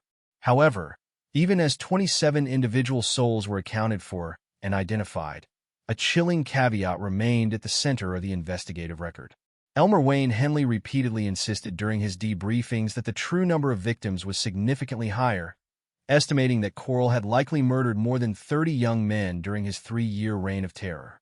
The realization that several victims may have been disposed of in ways that left no recoverable trace, or that bodies remained undiscovered in the vast expanse of the Texas terrain, cast a long and permanent shadow over the conclusion of the investigative phase. The meticulous documentation compiled by detectives, the physical evidence gathered from the torture board and the burial sites, and the comprehensive confessions of both surviving accomplices formed an airtight, incontrovertible wall of proof. The investigators had successfully mapped out the anatomy of a massacre, revealing how a combination of predatory manipulation, peer betrayal, and catastrophic police negligence had allowed a monster to harvest an entire generation of young men in plain sight. Yet, despite the thoroughness of the investigation, the closure it provided was hollow and deeply painful. The households of Houston were left to reckon with an unprecedented collective trauma, forced to look at their neighbors, their children, and their streets through an entirely new lens of suspicion and sorrow. The active phase of the investigation was over, but the structural wounds inflicted upon the community were only just beginning to bleed, setting the stage for the dramatic and agonizing legal reckonings that would soon unfold in the courtrooms of Texas, where the surviving perpetrators would finally face the judgment of a broken society. The transition from the grim recovery operations and exhaustive police interrogations to the sterile, formal atmosphere of the Texas courtroom marked a critical chapter in the unfolding tragedy, shifting the focus from physical horror to the pursuit of legal accountability. By 1974, the legal system was forced to grapple with a case of unprecedented magnitude, one that challenged the traditional boundaries of criminal culpability, accomplice liability, and the profound psychological dynamics of coercion and survival. The individuals who sat in the defendant's chair were not the mastermind of the slaughter, for Dean Corll had met his violent end on the floor of his own home months prior, leaving justice to be sought through the prosecution of his two teenage accomplices, Elmer Wayne Henley and David Owen Brooks. These young men, who had walked the streets of Houston as ordinary teenagers before descending into the machinery of mass murder, now faced the ultimate weight of the law. The courtrooms of Texas were immediately flooded with a relentless tide of media personnel, grieving family members of the victims, and curious spectators, all desperate to witness the formal reckoning of a crime that had forever altered the social fabric of the state. The judicial proceedings against Elmer Wayne Henley commenced under an immense cloud of public rage and profound sorrow. Henley, who was 17 years old at the time of his arrest and the subsequent shooting of Corll, found himself facing multiple charges of murder stemming from the horrific enterprise he had actively facilitated. The prosecution approached the case with a clear, uncompromising strategy, aiming to establish that despite his young age and his eventual act of self-defense that ended Corll's life, Henley was a willing and active participant in a systematic campaign of abduction, torture, and slaughter. The state presented a mountain of chilling evidence, including Henley's own detailed confessions, the physical items recovered from the torture room, and the forensic records of the 27 victims pulled from the mass graves. Prosecutors argued that Henley's role as a primary procurer, cruising the streets to lure vulnerable boys into the trap for financial bounties, demonstrated a cold, calculated disregard for human life that completely overshadowed any claims of youthful manipulation or coercion by the older Corll. The courtroom atmosphere was consistently tense, charged with the palpable grief of parents who sat day after day listening to the mechanical details of how their children were hunted, betrayed, and destroyed by peers they should have been able to trust. The defense, conversely, faced the monumental task of navigating the complex psychological reality of a teenager who had been ensnared by a master manipulator while simultaneously committing unspeakable acts. Attorneys representing Henley emphasized his youth at the time the crimes began, painting a picture of an impressionable adolescent who had been systematically groomed, manipulated, and psychologically dominated by an older, predatory serial killer. They argued that Henley's participation was extracted under an atmosphere of intense fear and systemic intimidation, where disobedience or attempts to escape could have easily resulted in him becoming just another nameless body wrapped in plastic and lime inside a Houston boat shed. Furthermore, the defense heavily underscored the dramatic and pivotal climax of the entire saga. The morning of August 8, 1973, when Henley made the desperate, life-or-death decision to turn a weapon against Corll, thereby terminating the massacre and bringing the terror to a permanent halt. They framed his final act not merely as a survival instinct, but as the ultimate catalyst that saved potential future victims and finally brought the hidden atrocities to the attention of a blind legal system. However, the prosecution countered that a single act of self-preservation, executed only when Henley's own life was directly threatened by a paranoid Corll, could not erase years of active complicity, financial bartering of human lives, and direct participation in horrific violence. As the legal arguments concluded and the jury deliberated the fate of Elmer Wayne Henley, the weight of public expectation hung heavily over the courthouse. The trial was not just a legal assessment of a teenager's guilt. It was a societal attempt to categorize and punish a form of evil that defied conventional understanding. In 1974, the judicial system delivered its definitive verdict. Despite the defense's emphasis on his youth and his final act of rebellion, the jury and the presiding judges concluded that the sheer scale, brutality, and prolonged nature of Henley's crimes warranted the most severe condemnation possible under the law. For his role in the multiple murders orchestrated by Dean Corll, Elmer Wayne Henley was convicted and sentenced to 6 consecutive terms of life imprisonment. In real terms, this translated to a staggering 594 years behind bars, ensuring that he would spend the remainder of his natural life isolated from the society he had victimized, serving as a permanent testament to the catastrophic consequences of his dark alliance with the Candyman. Simultaneously, the legal machinery turned toward the second surviving accomplice, David Owen Brooks, whose trial and subsequent adjudication added another critical layer to the judicial history of the case. Brooks, who was 18 years old when he was apprehended, had remained actively embedded in the logistical operations of Coral's murder machine right up until the final weeks before the safe house was shattered. Unlike Henley, who had ultimately pulled the trigger to save his own life, Brooks had no dramatic act of final rebellion to present to the court. His involvement had been characterized by a quiet, steady execution of the duties assigned to him by Coral, scouring the streets, luring unsuspecting teenagers into traps, and accepting the financial bounty for human lives without ever turning against his master. Confronted with the overwhelming weight of the physical evidence, the cooperative statements provided by Henley, and his own detailed confessions during police interrogations, Brooks faced a prosecution that demanded absolute accountability. The legal proceedings against Brooks proceeded with a cold, methodical precision, detailing how his active participation had sustained the multi-year massacre just as effectively as Coral's own hands.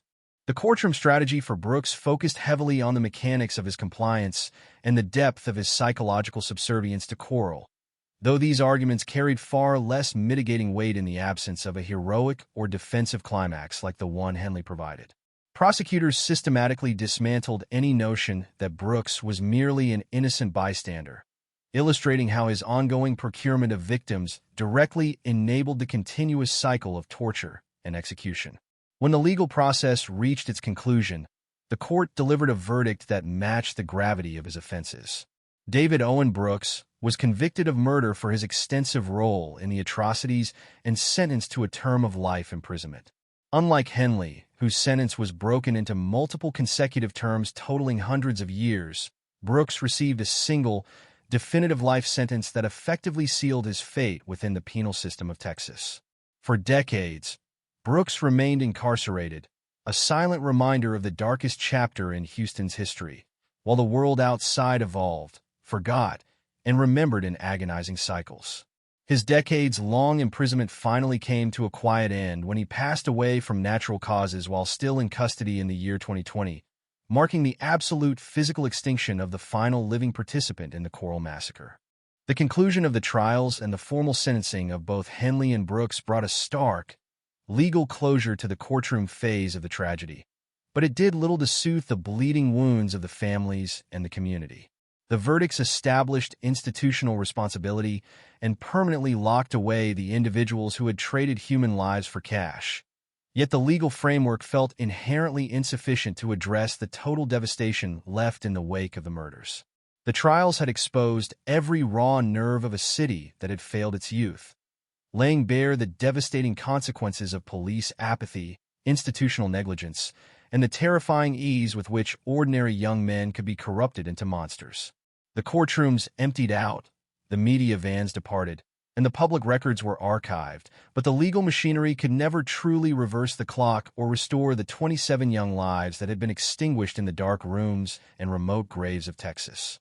The formal justice delivered by the judges and juries of 1974 was absolute in its severity, but it remained merely a structural punctuation mark at the end of a narrative defined by irreversible sorrow, setting the stage for a permanent, generational reckoning with the ghosts of the Candy Man.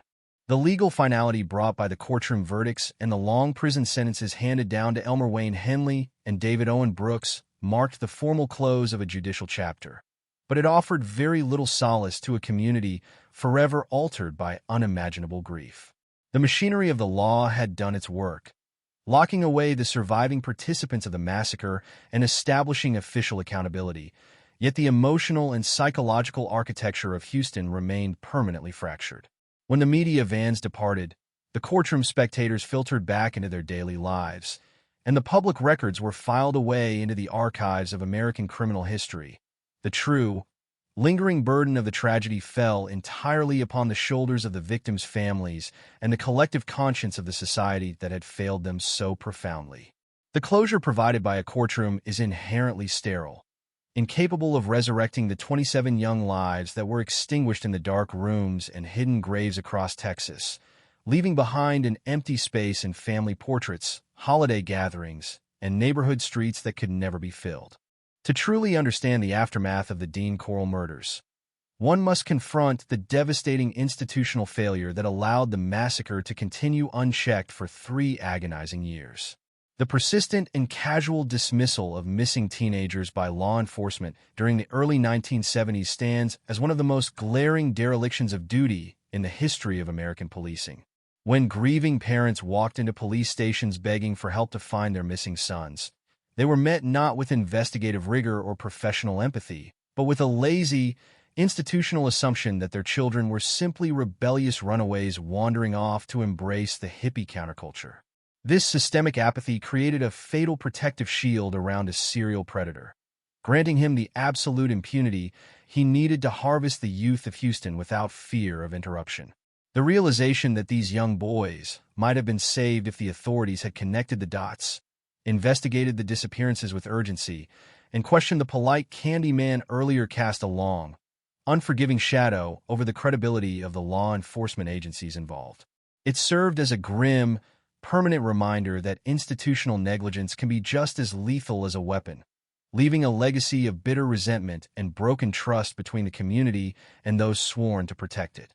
The human cost of this tragedy was most acutely felt by the families who endured years of agonizing uncertainty, followed by the catastrophic devastation of discovering the truth. For parents like those whose sons vanished into the orbit of the Coral Candy Company, the years leading up to August 1973 were an exercise in slow, psychological torture. They lived in a perpetual state of limbo, balancing the fading hope that their boys would one day walk back through the front door against the crushing dread of the unknown. When the excavations finally began at the Houston Boat Shed, the sandy shores of High Island, and the wilderness of the Sam Rayburn Reservoir, that agonizing limbo was violently shattered. Identifying a beloved son through dental records, scraps of fabric, or personal trinkets recovered from a shallow grave is a trauma that defies ordinary human comprehension. These families were forced to grieve twice.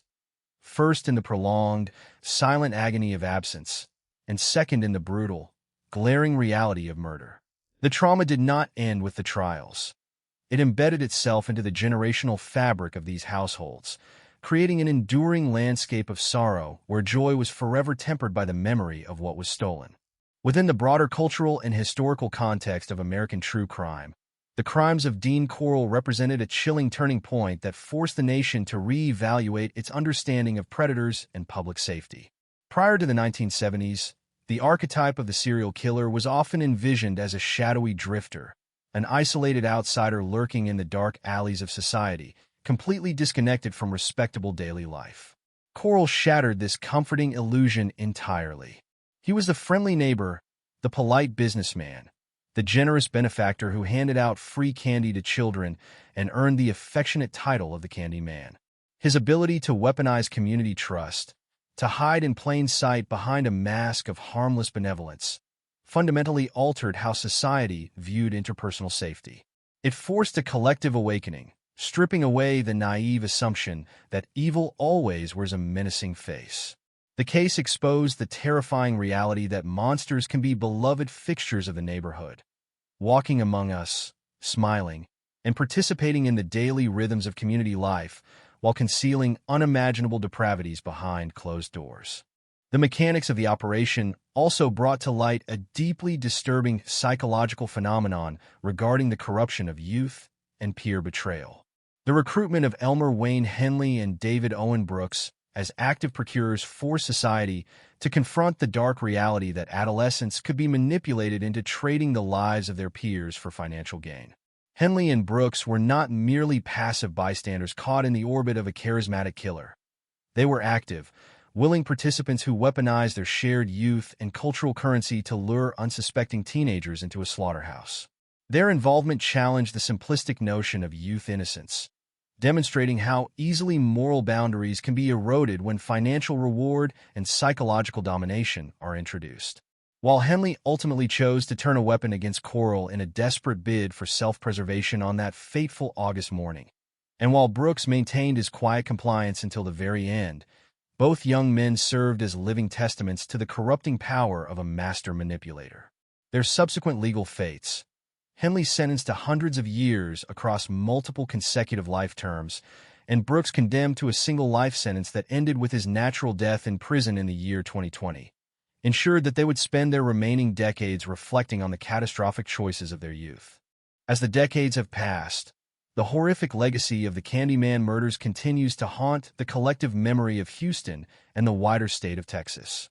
The neighborhoods where these boys once played have evolved and changed.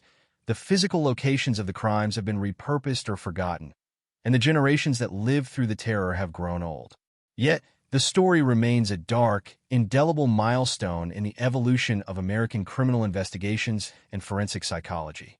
It stands as a solemn monument to the victims, the young men whose futures were erased by greed, sadism, and institutional blindness.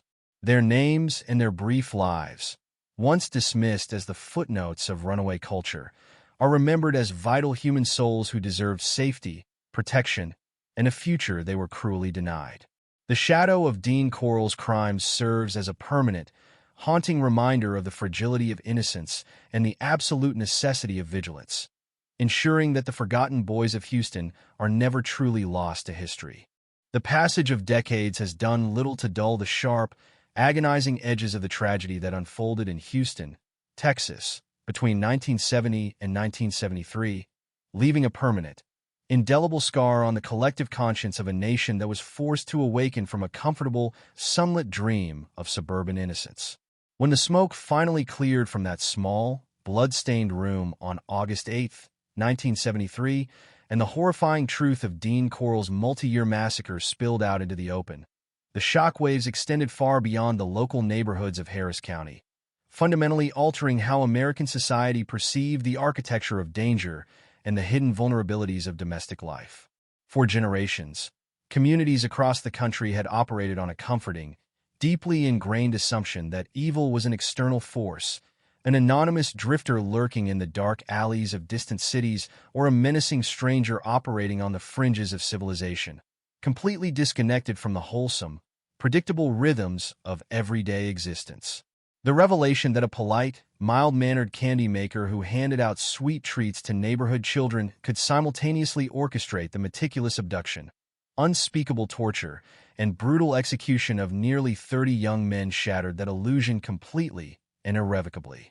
It forced a profound cultural awakening, stripping away the naive belief that a warm smile, a generous public facade, and a respectable, unassuming profession were reliable indicators of safety, and replacing them with a permanent, watchful skepticism that would come to define the modern psychological landscape of interpersonal relations, teaching a hard-learned, blood-soaked lesson about the terrifying, dual nature of human beings who hide behind the mask of normalcy.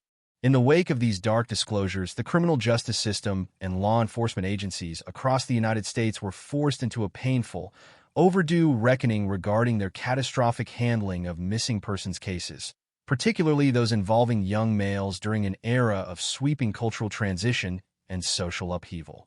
The institutional apathy and systemic negligence that had allowed Corll to hunt unchecked for 3 long years, characterized by the routine, dismissive categorization of missing teenagers as rebellious runaways who had simply chosen to abandon their families for the wandering counterculture of the hippie movement, became a textbook example of bureaucratic failure, serving as a bitter, cautionary tale for modern police training, investigative methodology, and public accountability. This tragedy exposed the devastating dangers of institutional blindness, proving beyond a shadow of a doubt that law enforcement could no longer afford to make lazy assumptions about youth culture. Nor could they turn a blind eye to the desperate pleas of grieving parents without rigorously investigating every single avenue to verify the safety and whereabouts of the missing. This painful lesson catalyzed structural changes in how missing youth cases were tracked, documented, and investigated across the nation, paving the way for greater interagency communication, more comprehensive national databases, and a fundamental shift in empathy toward the victims and their devastated loved ones. Yet, for the families who bore the brutal brunt of this institutional indifference, these structural reforms offered cold comfort, serving merely as a bittersweet acknowledgement that the systemic doors had been left wide open when their children needed protection the most. The psychological reverberations of the Candyman murders also left an indelible mark on the evolution of criminal profiling, forensic science, and the academic study of serial killers, providing criminologists and behavioral analysts with a horrifying blueprint of multi-perpetrator predatory dynamics that had previously been poorly understood or entirely overlooked. This complex case challenged conventional criminal profiles by illustrating how a primary perpetrator could effectively weaponize the social currency, peer influence, and youthful trust of adolescent accomplices to streamline, accelerate, and sustain an industrial-scale slaughter right beneath the nose of an unsuspecting community. The active involvement of teenagers like Elmer Wayne Henley and David Owen Brooks forced investigators and psychologists to delve into the dark, labyrinthine mechanics of peer coercion, financial rationalization, and the profound moral corruption of young minds under the suffocating influence of a master manipulator. It demonstrated conclusively that predatory networks were not always complex criminal syndicates operating in shadowy international cartels, but could manifest as localized, domestic horrors hidden behind ordinary suburban garage doors and fueled by the monetization of human life. This deeper, sobering understanding of how accomplices function within serial killing enterprises significantly advanced the investigative tools and psychological frameworks available to law enforcement, ensuring that future profilers could better recognize the subtle, dangerous indicators of peer-driven predation, complex grooming, and multi-layered conspiracies before they escalated into catastrophic loss of life. Yet, beneath the academic analysis, the institutional critiques, and the grim historical milestones, the true and enduring weight of the tragedy rests entirely upon the individual human souls whose futures were violently extinguished in those dark Houston rooms. The damp boat shed, the sandy coastal stretch of High Island, and the remote wilderness surrounding the Sam Rayburn Reservoir.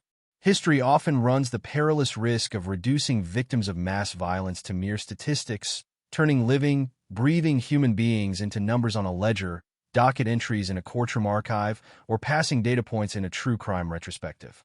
But the 27 young men recovered from those hidden graves were not abstract figures.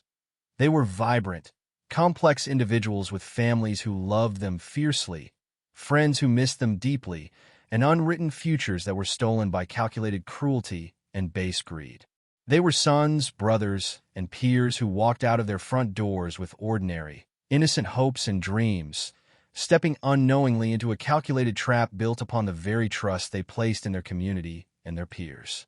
The relentless passage of time cannot restore what was stolen from them, nor can it fully heal the generational trauma carried by the surviving relatives who spent decades balancing the quiet, agonizing torture of absence with the brutal, glaring reality of murder. The memory of these young men remains a haunting reminder of lives cut short before they ever truly began, demanding that we look beyond the macabre details of the crimes to honor the humanity of those who were lost. Ultimately, the enduring legacy of the Dean Corll case serves as a solemn, haunting reminder of the inherent fragility of human innocence and the absolute necessity of eternal vigilance in a world where profound darkness can wear the most familiar, reassuring of disguises. The neighborhoods of Houston have long since evolved and changed.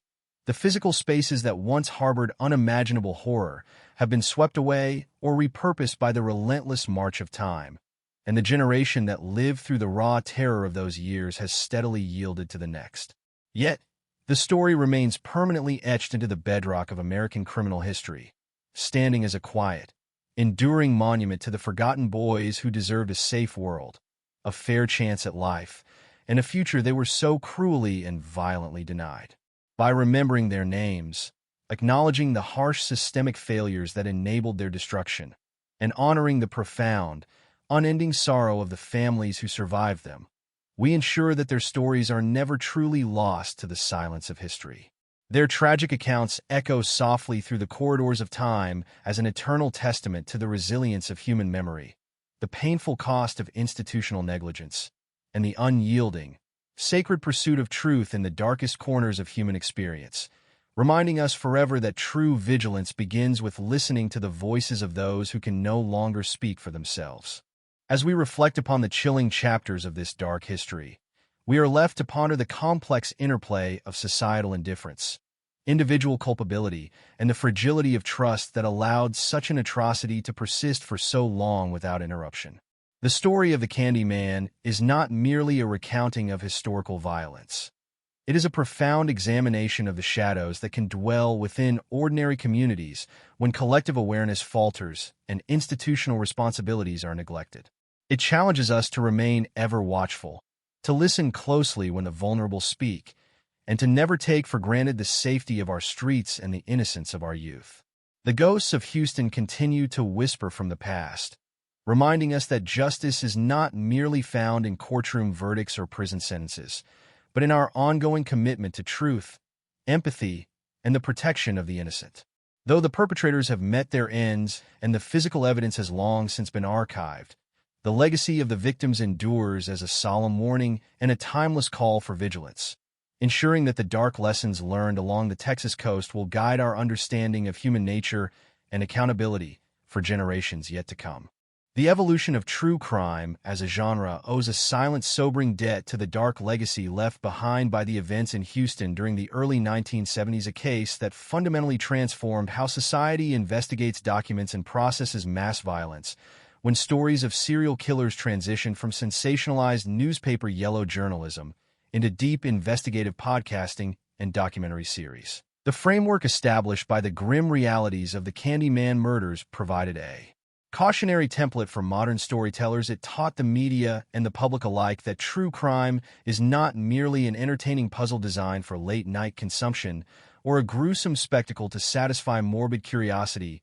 Rather, it is a profound exploration of systemic failure, human vulnerability, and the devastating consequences of looking away when communities begin to fracture. The narrative of Dean Corll, Elmer Wayne Henley, and David Owen Brooks forces modern documentarians to strip away the theatrical gloss often applied to crimes of this magnitude, replacing sensationalism with rigorous empathy, objective analysis, and a relentless focus on the systemic vulnerabilities that allowed a predator to operate in plain sight. This cultural shift reflects a growing awareness that every true crime story carries an ethical responsibility, demanding that the voices of the victims and their grieving families are elevated above the chilling notoriety of the perpetrators, ensuring that the historical record serves as a monument to human loss rather than a platform for infamy. As investigative methodologies have advanced over the decades, the technological and forensic gaps that plagued the Houston Police Department in 1973 have become glaring examples of what modern law enforcement strives desperately to avoid: the casual dismissal of missing young men as runaways or rebellious youth. Running wild during the counterculture movement stands as an enduring lesson in institutional blindness of failure that modern missing persons protocols are specifically designed to combat today. Specialized task forces, database systems, profiling tools, and digital tracking networks ensure that disappearances are treated with immediate gravity and comprehensive investigative rigor, closing deadly loopholes that once allowed predators to harvest lives without triggering alarms beyond the realms of law enforcement and media production. The psychological ripples of the Corll case continue to fascinate and disturb behavioral analysts, criminologists, and sociologists, studying the complex anatomy of multiple perpetrator crimes. The dynamic between Dean Corll and his teenage accomplices Elmer Wayne Henley and David Owen Brooks stands as a compelling and chilling subject within the study of predatory grooming, coercive control, and the erosion of moral boundaries among adolescents. Researchers delve into the dark psychology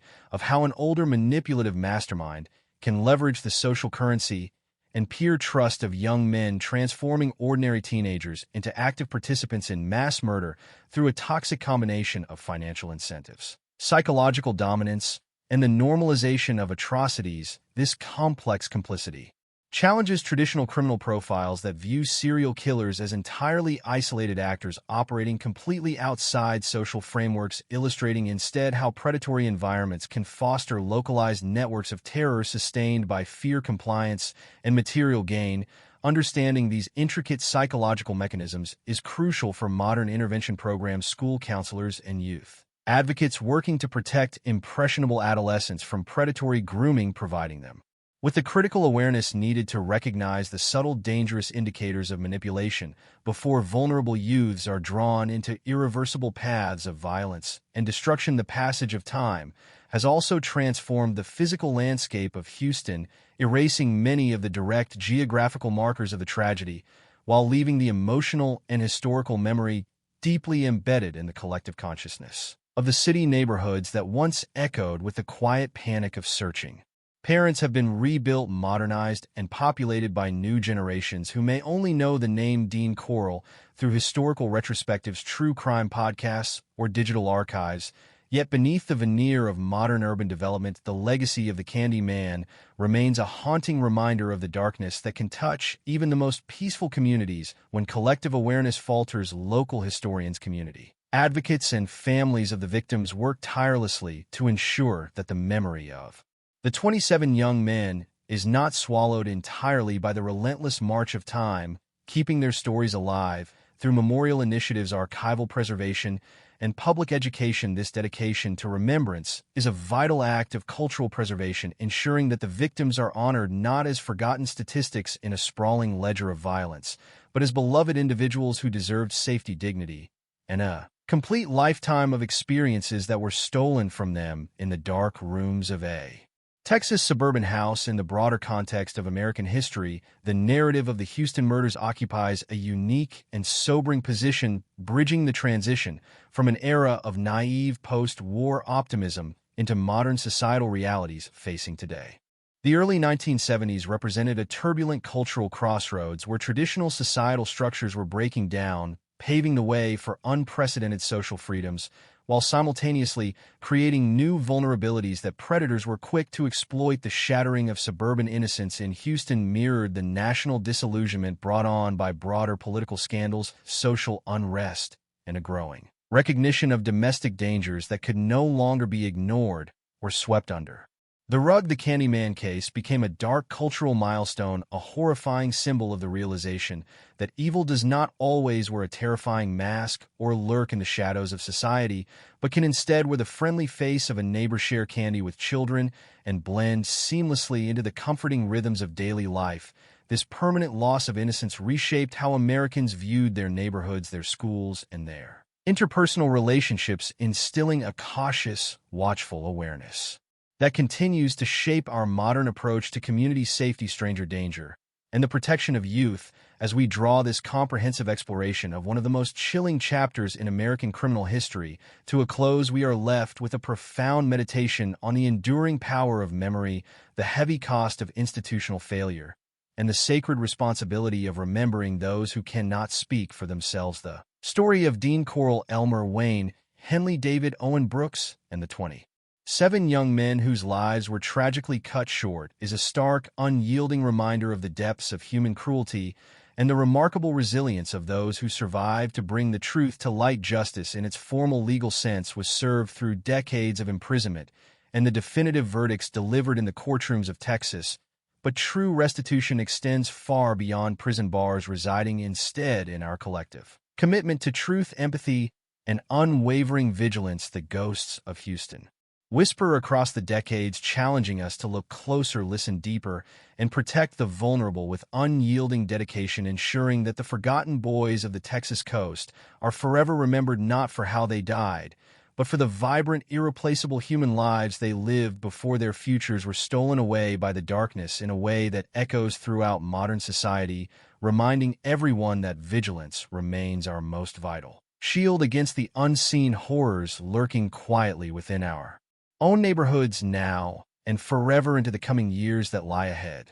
As we reflect upon the lessons imparted by this harrowing historical tragedy, we must acknowledge that true awareness requires active engagement and a willingness to confront uncomfortable truths about human behavior and institutional responsibility. The legacy of the Houston murders extends far beyond the confines of true crime archives or academic criminology, serving as a permanent moral touchstone for society. It challenges us to foster open communication with our youth, to remain attentive to the signs of distress or isolation, and to demand accountability from institutions entrusted with public safety and protection. The families who suffered unimaginable losses showed extraordinary strength in their pursuit of truth and justice, and their enduring grief reminds us of the human cost behind every historical headline.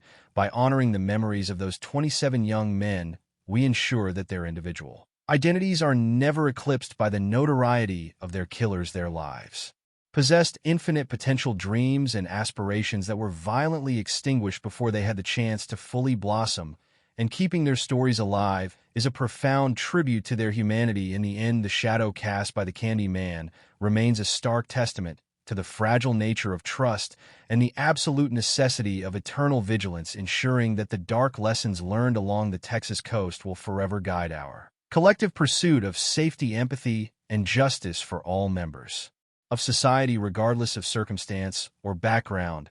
Let us carry forward this solemn awareness, keeping the memory of the lost boys alive in our hearts as we strive to build a safer, more compassionate world where every child can grow up free from fear, protected by a vigilant community that values their life above all else and ensures that such darkness never rises again to claim the innocent youth of our neighborhoods or shatter the quiet trust of our homes and families through the quiet passage of time and the enduring power of truth, which remains our greatest weapon against the shadows that wait patiently in the ordinary corners of our daily lives today, tomorrow, and into the distant future, where memory becomes our most sacred duty and our ultimate protection against the repetition of history and the unforgiving cruelty of human monsters who wear the mask of friendship while hiding unspeakable malice behind closed doors. In every neighborhood across the world where unsuspecting children still walk home safely today. As the final echoes of the courtroom gavels faded into the archives of Texas legal history and the prison doors closed permanently behind Elmer Wayne Henley and David Owen Brooks, the city of Houston was left to navigate the long, arduous journey of rebuilding its collective identity from the ashes of an unprecedented nightmare. The physical scars of the tragedy began to heal as old structures were demolished, neighborhoods expanded, and new generations emerged under the bright Texas sun, largely unaware of the macabre history buried beneath the soil of the coastal landscape. Yet, time cannot completely erase a wound of this magnitude, nor can it silence the haunting ghosts of the 27 young men who walked out of their homes in search of ordinary adolescent adventures and never returned. The legacy of the Candy Man murders transformed from a raw, bleeding public wound into a permanent, sobering chapter in the dark annals of American true crime, serving as an eternal reminder of the devastating price of institutional complacency and the fragile, easily fractured nature of suburban trust. For the families of the victims, the passage of decades brought a different kind of burden, shifting from the agonizing torment of uncertainty to a quiet, enduring grief that became a fundamental part of their daily existence. They had fought through the despair of police indifference, survived the brutal shock of the mass grave excavations, and witnessed the sterile mechanics of courtroom justice. Yet the empty seats at their dinner tables remained a poignant testament to a loss that could never be undone by legal verdicts or prison sentences. Their resilience in the face of such profound cruelty became an unspoken testament to the depth of familial love, ensuring that the memory of their sons, brothers, and friends would endure long after the media spotlights faded and the public frenzy subsided. The story of these young men transcended the sensationalism of the era, ultimately claiming its rightful place as a solemn human tragedy that demanded empathy, remembrance, and a fundamental reassessment of how society protects its most vulnerable members from unseen predators operating in plain sight. Furthermore, the community learned that silence is never a solution to systemic failure, and that true safety relies upon active community engagement and unwavering vigilance today, and always protecting future generations from such dark malice hidden within ordinary neighborhoods across our modern, changing societal world today. The profound impact of the Dean Corll case extended far beyond the local borders of Harris County, fundamentally reshaping the methodologies of law enforcement, forensic science, and criminal psychology across the entire nation. The catastrophic institutional failure of the early 1970s, which was marked by the casual dismissal of missing teenagers as rebellious runaways, became a watershed moment that forced police departments to overhaul how they handled missing persons investigations. The archaic assumptions that once provided a protective shield for serial predators were systematically dismantled and replaced by rigorous investigative protocols, agency communication networks, specialized task forces, and national databases designed to track disappearances with immediate, unyielding gravity. Law enforcement agencies learned the hard lesson that institutional blindness can be just as lethal as a weapon, and that protecting the youth of a community requires active vigilance, thorough inquiry, and a deep, empathetic willingness to listen to the desperate pleas of grieving parents. Furthermore, the complex dynamics of the case provided criminologists and behavioral analysts with an unprecedented framework for understanding multi-perpetrator crimes and the dark mechanics of peer coercion.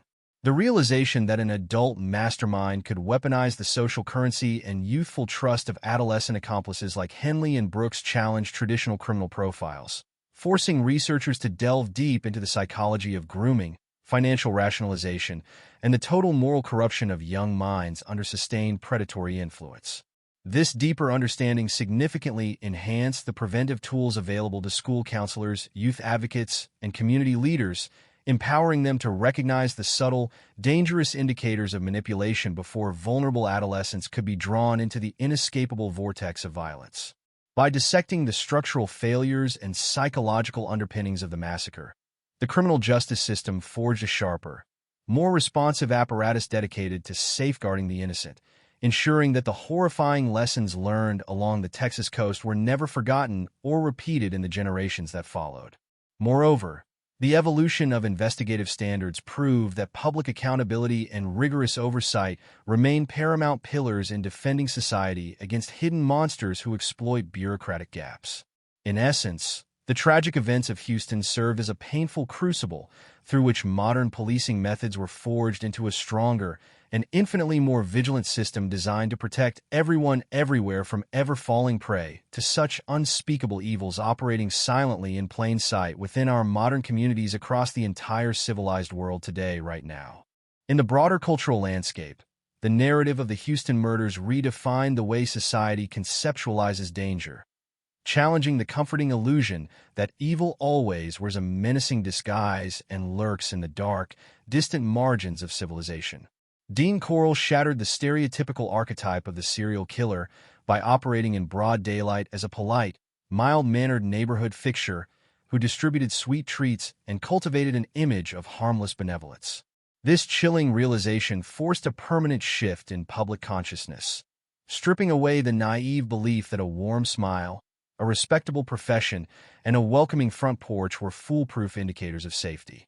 It instilled in communities a cautious, watchful awareness regarding interpersonal trust, stranger danger, and the hidden realities of domestic life, teaching a brutal lesson about the dual nature of individuals who conceal unspeakable depravities behind the mask of everyday normality. As true crime evolved from sensationalized journalism into deep, investigative storytelling through podcasts, documentaries, and literature, the framework established by the Corll case provided an essential ethical blueprint for modern media creators.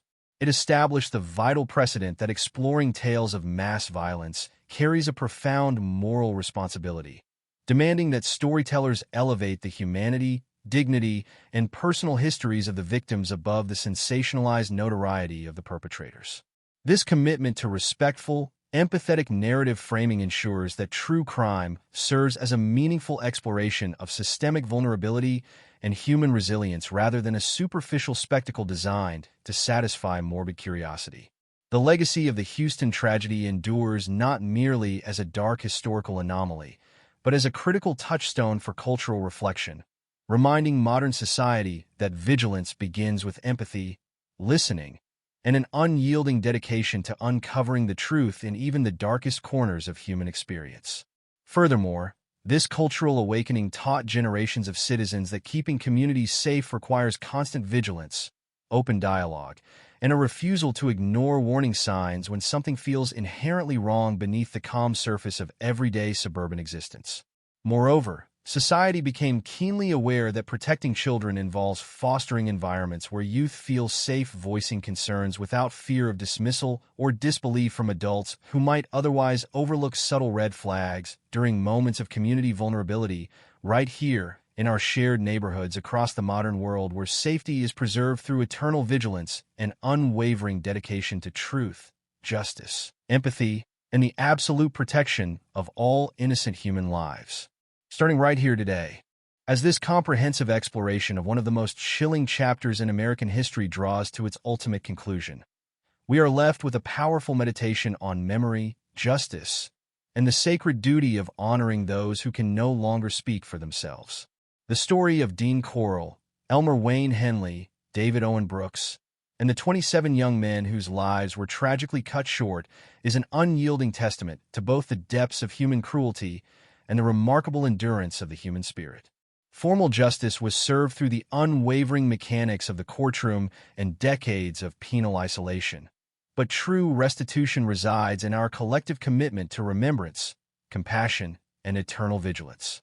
The ghosts of Houston continue to whisper across the decades, challenging us to look closer, listen deeper, and protect the vulnerable with uncompromising dedication, ensuring that the forgotten boys of the Texas coast are forever remembered not for the brutal manner of their deaths, but for the vibrant, irreplaceable human lives they lived before their futures were stolen away by darkness. Their memory stands as a timeless, protective shield against the recurrence of such horrors, reminding everyone that the safety of our neighborhoods and the innocence of our youth depend entirely on our collective willingness to remain watchful, empathetic, and courageous in the face of unseen danger. Let us carry forward this solemn awareness, keeping the light of truth burning brightly against the shadows that wait patiently in the ordinary corners of our daily lives, today, tomorrow, and forever into the future, where memory remains our ultimate guardian and our most sacred responsibility as human beings navigating a complex and unpredictable world together. Furthermore, let us never forget that every name etched into the historical record represents a cherished human soul whose light was extinguished too soon, and whose legacy calls upon us to build a kinder, safer, and infinitely more compassionate world where such atrocities can never happen again. In closing, the dark tale of the Candyman serves as an eternal reminder that the greatest weapon against evil is our unwavering commitment to truth, our steadfast defense of the innocent, and our eternal pledge to listen to the silent voices crying out from the past. May we always remember the 27 boys of Houston, keeping their spirits alive in our collective memory as we walk forward into tomorrow with absolute hope today. As the deep historical currents of time continue to carry us further away from the sweltering summer days of 1973, when the nightmare along the Texas coast was finally shattered by a single desperate act of self-preservation, the echoes of the Houston massacres remain deeply embedded in the collective memory of a nation forced to confront its own profound vulnerabilities. The passage of half a century has transformed the physical landscape where Dean Corll, Elmer Wayne Henley, and David Owen Brooks operated with such terrifying and uninterrupted impunity, replacing the old, unassuming neighborhoods and hidden storage spaces with modern developments, bustling commercial hubs, and new generations of residents who live their lives entirely unaware of the dark history resting quietly beneath the soil. Yet, beneath this veneer of urban renewal and contemporary progress, the legacy of the Candyman endures as an eternal touchstone for cultural reflection, forensic evolution, and the unyielding pursuit of justice, reminding every modern community that true safety is never a passive given, but an active, sacred responsibility that demands our constant vigilance, our unwavering empathy, and our fearless willingness to confront uncomfortable truths about human nature and institutional accountability. The 27 young men whose futures were cruelly extinguished by greed, sadism, and systemic apathy are no longer merely names on a forgotten police ledger or tragic footnotes in the history of true crime. They are remembered as vibrant, irreplaceable human souls who deserved a safe world, a fair chance at life, and a future filled with promise, reminding us forever that every historical statistic represents a cherished individual whose light was dimmed far too soon by the calculated malice of a monster wearing the reassuring mask of a polite neighbor, and a generous benefactor who distributed sweet treats to children while concealing unspeakable atrocities behind locked doors in a suburban house that operated as an impenetrable slaughterhouse, hiding a catastrophic loss of innocent life right in plain sight, while the surrounding community remained completely oblivious to the unimaginable terror unfolding in their midst during those very dark years. The evolution of investigative standards, missing persons protocols, and behavioral criminology stands as a direct testament to the painful lessons forged in the crucible of the Houston tragedy, ensuring that future generations of law enforcement officers, forensic experts, and community advocates are better equipped to recognize the subtle, dangerous indicators of predatory grooming, multi-perpetrator conspiracies, and institutional negligence before they escalate into catastrophic loss of life. The catastrophic failure of early 1970s policing, characterized by the lazy, dismissive categorization of missing teenagers as rebellious runaways fleeing the cultural turbulence of the hippie movement, forever changed how law enforcement agencies approach disappearances, replacing institutional apathy with rigorous cross-jurisdictional communication, specialized task forces, and comprehensive national databases designed to track every vulnerable youth with immediate and unyielding gravity.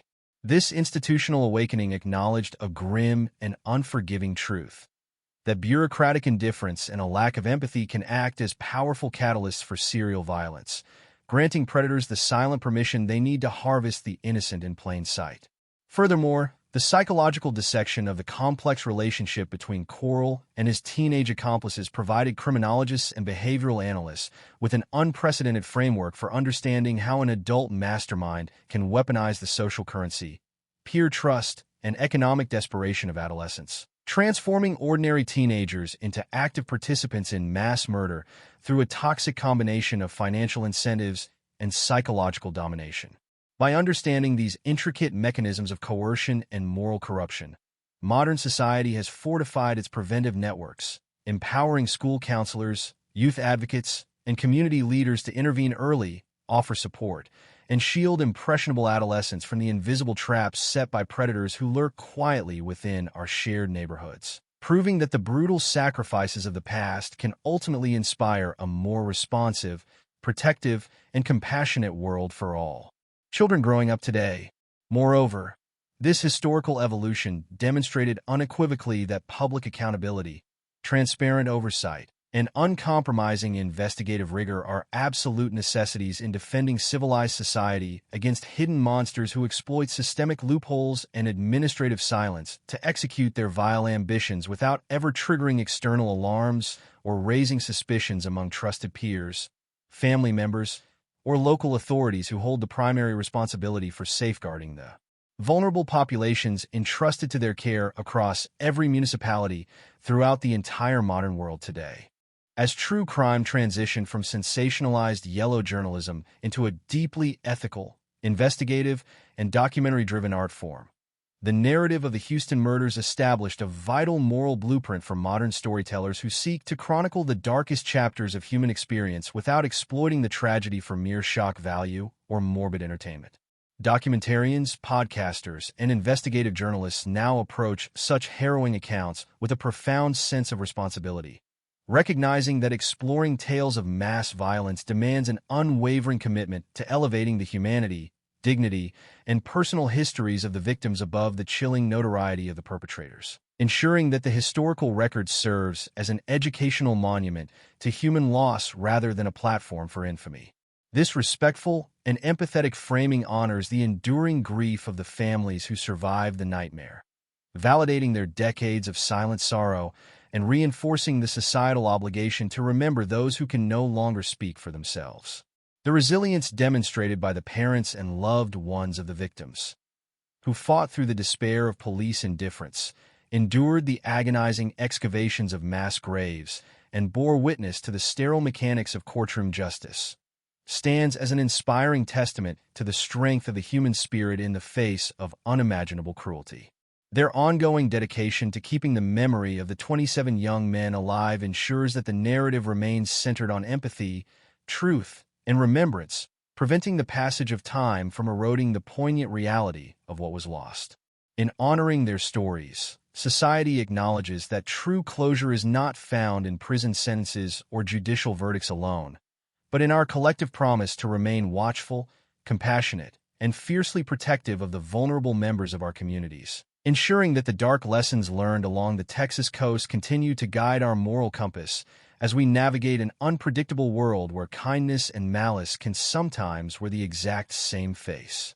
Furthermore, this cultural awakening taught generations of citizens that keeping communities safe requires constant vigilance, open dialogue, and a refusal to ignore warning signs when something feels inherently wrong beneath the calm surface of everyday suburban existence, fostering a culture of mutual care and shared responsibility that protects our children from harm every single day. In the final analysis, the epic and harrowing chronicle of Dean Corll, Elmer Wayne Henley, David Owen Brooks, and the Forgotten Boys of Houston transcends the boundaries of ordinary true crime storytelling, etching itself permanently into the cultural bedrock of modern history as a sobering meditation on the fragility of human trust, the devastating cost of institutional blindness, and the enduring power of memory to illuminate even the deepest and most impenetrable shadows of human experience. The legal machinery of the state ultimately delivered formal accountability, locking away the surviving participants behind thick concrete and steel bars for the remainder of their natural lives, and bringing a definitive, structural closure to the courtroom proceedings of 1974. Yet the true restitution of justice requires something far deeper and more enduring from all of us who inherit the lessons of the past. It requires an ongoing, active commitment to truth, an unwavering dedication to empathy, and an eternal pledge to protect the innocent from the unseen dangers that can quietly infiltrate the ordinary corners of our daily lives when collective awareness falters and community bonds weaken. The ghosts of the Texas coast whisper across the decades, reminding us that vigilance is not merely a reaction to danger, but a proactive, compassionate way of living that honors the vulnerable, listens closely to the silent cries of those in distress, and demands absolute integrity from the institutions entrusted with our collective safety. As we close this comprehensive exploration of one of the most chilling chapters in American history, let us carry forward this solemn awareness in our hearts and minds, keeping the memory of the 27 young boys burning brightly as an eternal beacon of hope, resilience, and protection against the recurrence of such unimaginable darkness. May their names never be forgotten. May their spirits find eternal peace, and may our shared commitment to a safer, kinder, and infinitely more compassionate world serve as our ultimate safeguard and our most sacred duty for all the days and years to come, ensuring that the innocent youth of our neighborhoods are forever cherished, defended, and protected from the cruel and hidden monsters who wear the mask of friendship while harboring malice behind closed doors in every community across the world today, tomorrow, and forever into the distant future where memory remains our greatest guardian and our most profound testament to the enduring triumph of the human spirit over the darkest depths of cruelty and despair, reminding everyone that eternal vigilance is the price we pay for safety.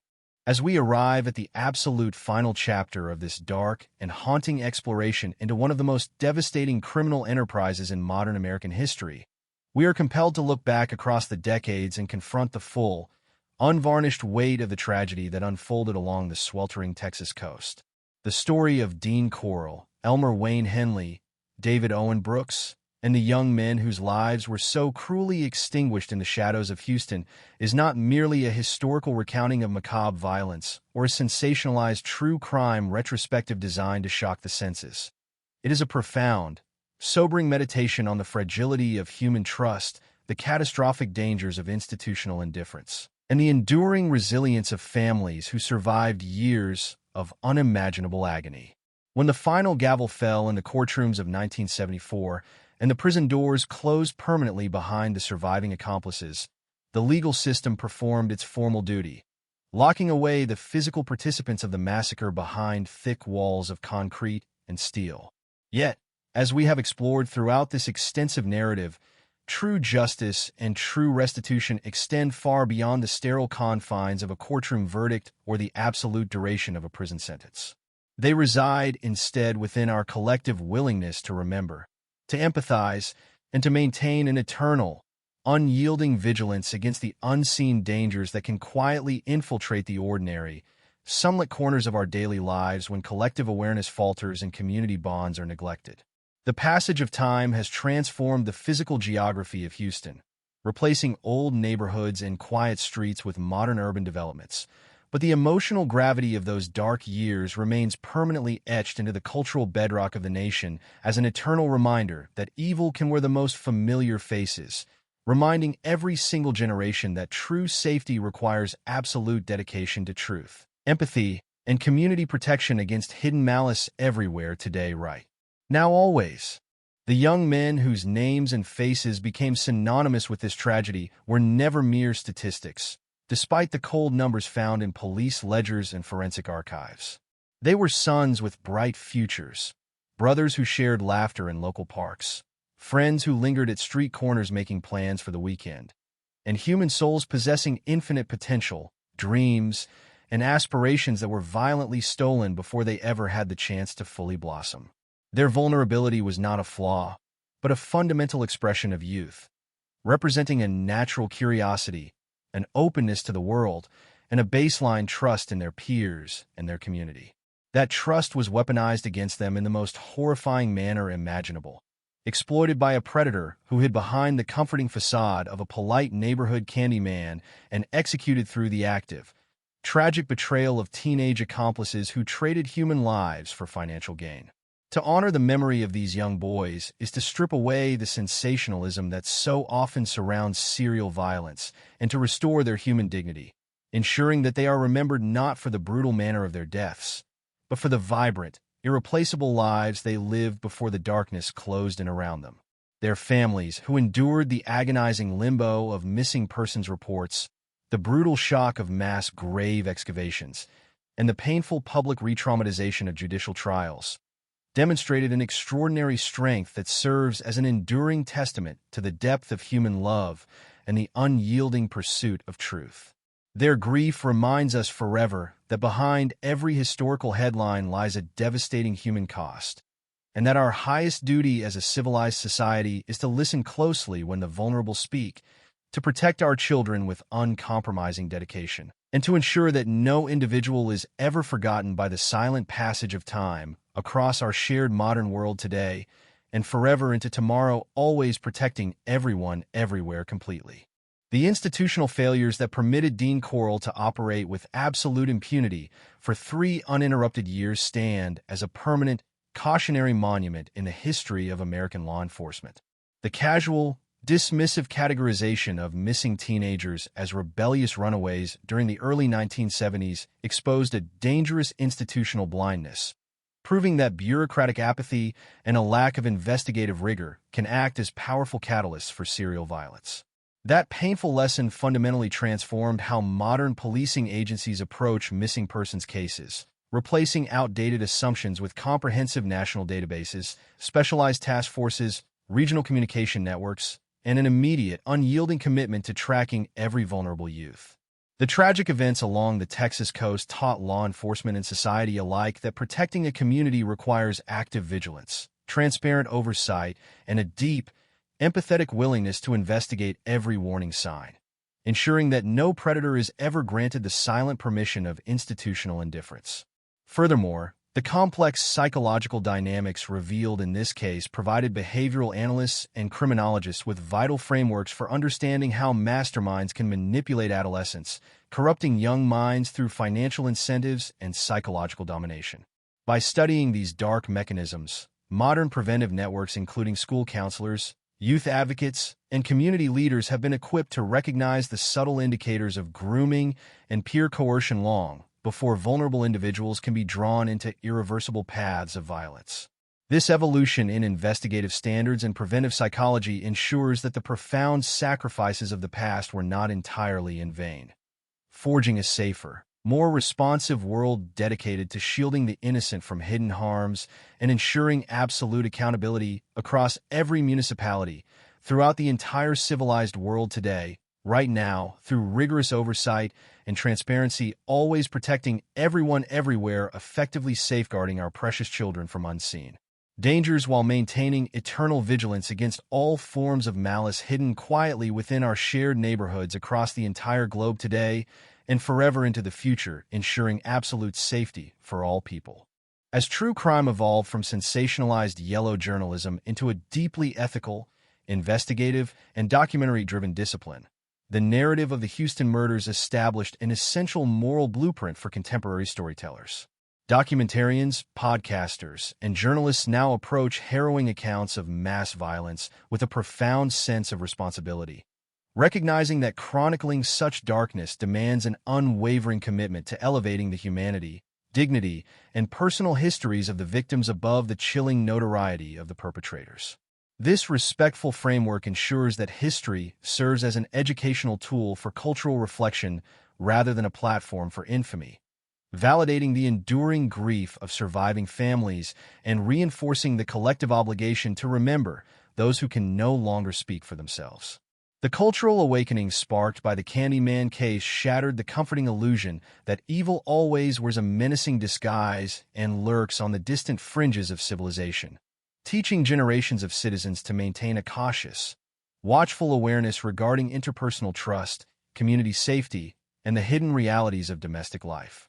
It reminded us that monsters can sometimes wear the friendly face of a neighbor, share sweets with children, and participate seamlessly in the ordinary rhythms of daily existence while concealing unspeakable depravities behind closed doors.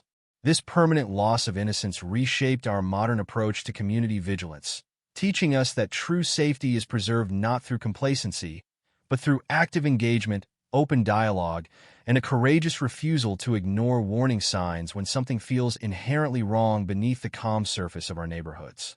We learned that collective awareness is our strongest defense against unseen predators who manipulate trust for malicious purposes, and that honoring the dead requires an ongoing commitment to protecting the living through transparency, empathy, community solidarity, and unwavering dedication to justice across every single day of our lives, ensuring lasting safety for everyone everywhere, always protecting all innocent citizens, faithfully guarding our precious communities today, right now, into the future. In closing this comprehensive 10-part exploration of one of the most chilling and consequential chapters in American criminal history, we are left with a powerful, enduring meditation on memory, justice, and the sacred duty of remembrance. The ghosts of the 27 young men who lost their lives along the Texas coast whisper across the decades, challenging us to look closer, listen deeper, and protect the vulnerable with uncompromising dedication. While the physical evidence has long since been archived, the legal battles concluded, and the perpetrators permanently locked away from society, the true legacy of this tragedy lives on in our collective commitment to truth, empathy, and eternal vigilance. Let us carry forward this solemn awareness in our hearts and minds, keeping the memory of the lost boys burning brightly as an eternal beacon of hope and protection against the recurrence of such unimaginable darkness. May their names never fade into the silence of history. May their families find enduring peace in the knowledge that their sons are remembered with deep honor and respect. And may our shared dedication to building a kinder, safer, and infinitely more compassionate world serve as our ultimate safeguard and our most profound testament to the triumph of the human spirit over cruelty and despair. This is our solemn duty, our greatest responsibility, and our most powerful shield as we walk forward together into tomorrow, ensuring that the light of truth always overcomes the shadows that wait patiently in the ordinary corners of our daily lives, today, tomorrow, and forevermore across the entire global community, ensuring absolute safety, peace, dignity, and unyielding justice for all innocent human beings everywhere, starting right now today, ensuring eternal protection for everyone. Everywhere, always keeping the memory of the lost boys alive in our hearts forever as we build a peaceful world together in unity and boundless compassion for all humanity today and forever into the distant future.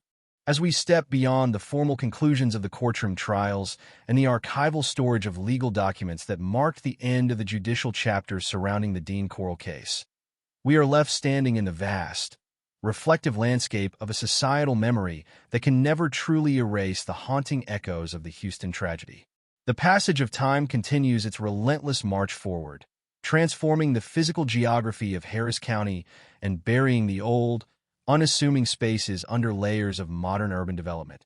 Yet the spiritual and emotional weight of those dark years remains permanently fixed in the collective consciousness of a nation that was forced to awaken from its comfortable illusions of suburban safety. When we look back across the decades at the terrifying events of 1970 through 1973, we are confronted not merely by the cold mechanics of a historical true crime case, but by a profound moral test of how a community responds when its most fundamental protections fail, when institutional negligence provides an invisible shield for a predator, and when ordinary children are forced to pay the ultimate price for the collective complacency of the society entrusted with their care. The legacy of the Candyman murders serves as a permanent, unyielding monument to the fragility of human innocence and the absolute necessity of eternal vigilance, reminding us forever that true safety is never a passive given, but an active, sacred responsibility that demands our constant attention, our deepest empathy, and our fearless dedication to uncovering the truth in even the darkest, most hidden corners of human experience where malice can wear the most familiar and reassuring of disguises, teaching every subsequent generation that keeping our neighborhoods safe requires a shared commitment to openness, accountability, and the uncompromising protection of the vulnerable members of our society who rely entirely on our collective watchfulness to survive and thrive in a complex, unpredictable world that can change in a single heartbeat when warning signs are ignored or dismissed by those in authority. The 27 young men whose lives were so brutally and systematically extinguished in the hidden rooms and remote graves of Texas represent a permanent human cost that transcends the clinical boundaries of forensic reports and police ledgers, standing instead as vibrant, irreplaceable souls who deserved a full lifetime of experiences, dreams, and aspirations that were cruelly stolen away by base greed and unimaginable sadism. They were sons who brought joy to their families, brothers who shared laughter and ordinary rivalries, and friends who walked out of their front doors with innocent plans for an afternoon at the park, entirely unaware that the polite, mild-mannered neighbor who handed out free candy and smiled warmly from his porch was the architect of an industrial-scale slaughterhouse. To honor their memories properly is to strip away the sensationalism that so frequently surrounds stories of mass violence, shifting the focus away from the chilling notoriety of the perpetrators and centering it entirely upon the humanity, dignity, and personal histories of the victims, ensuring that they are remembered not as tragic footnotes in a dark historical retrospective, but as cherished individuals whose light was dimmed far too soon.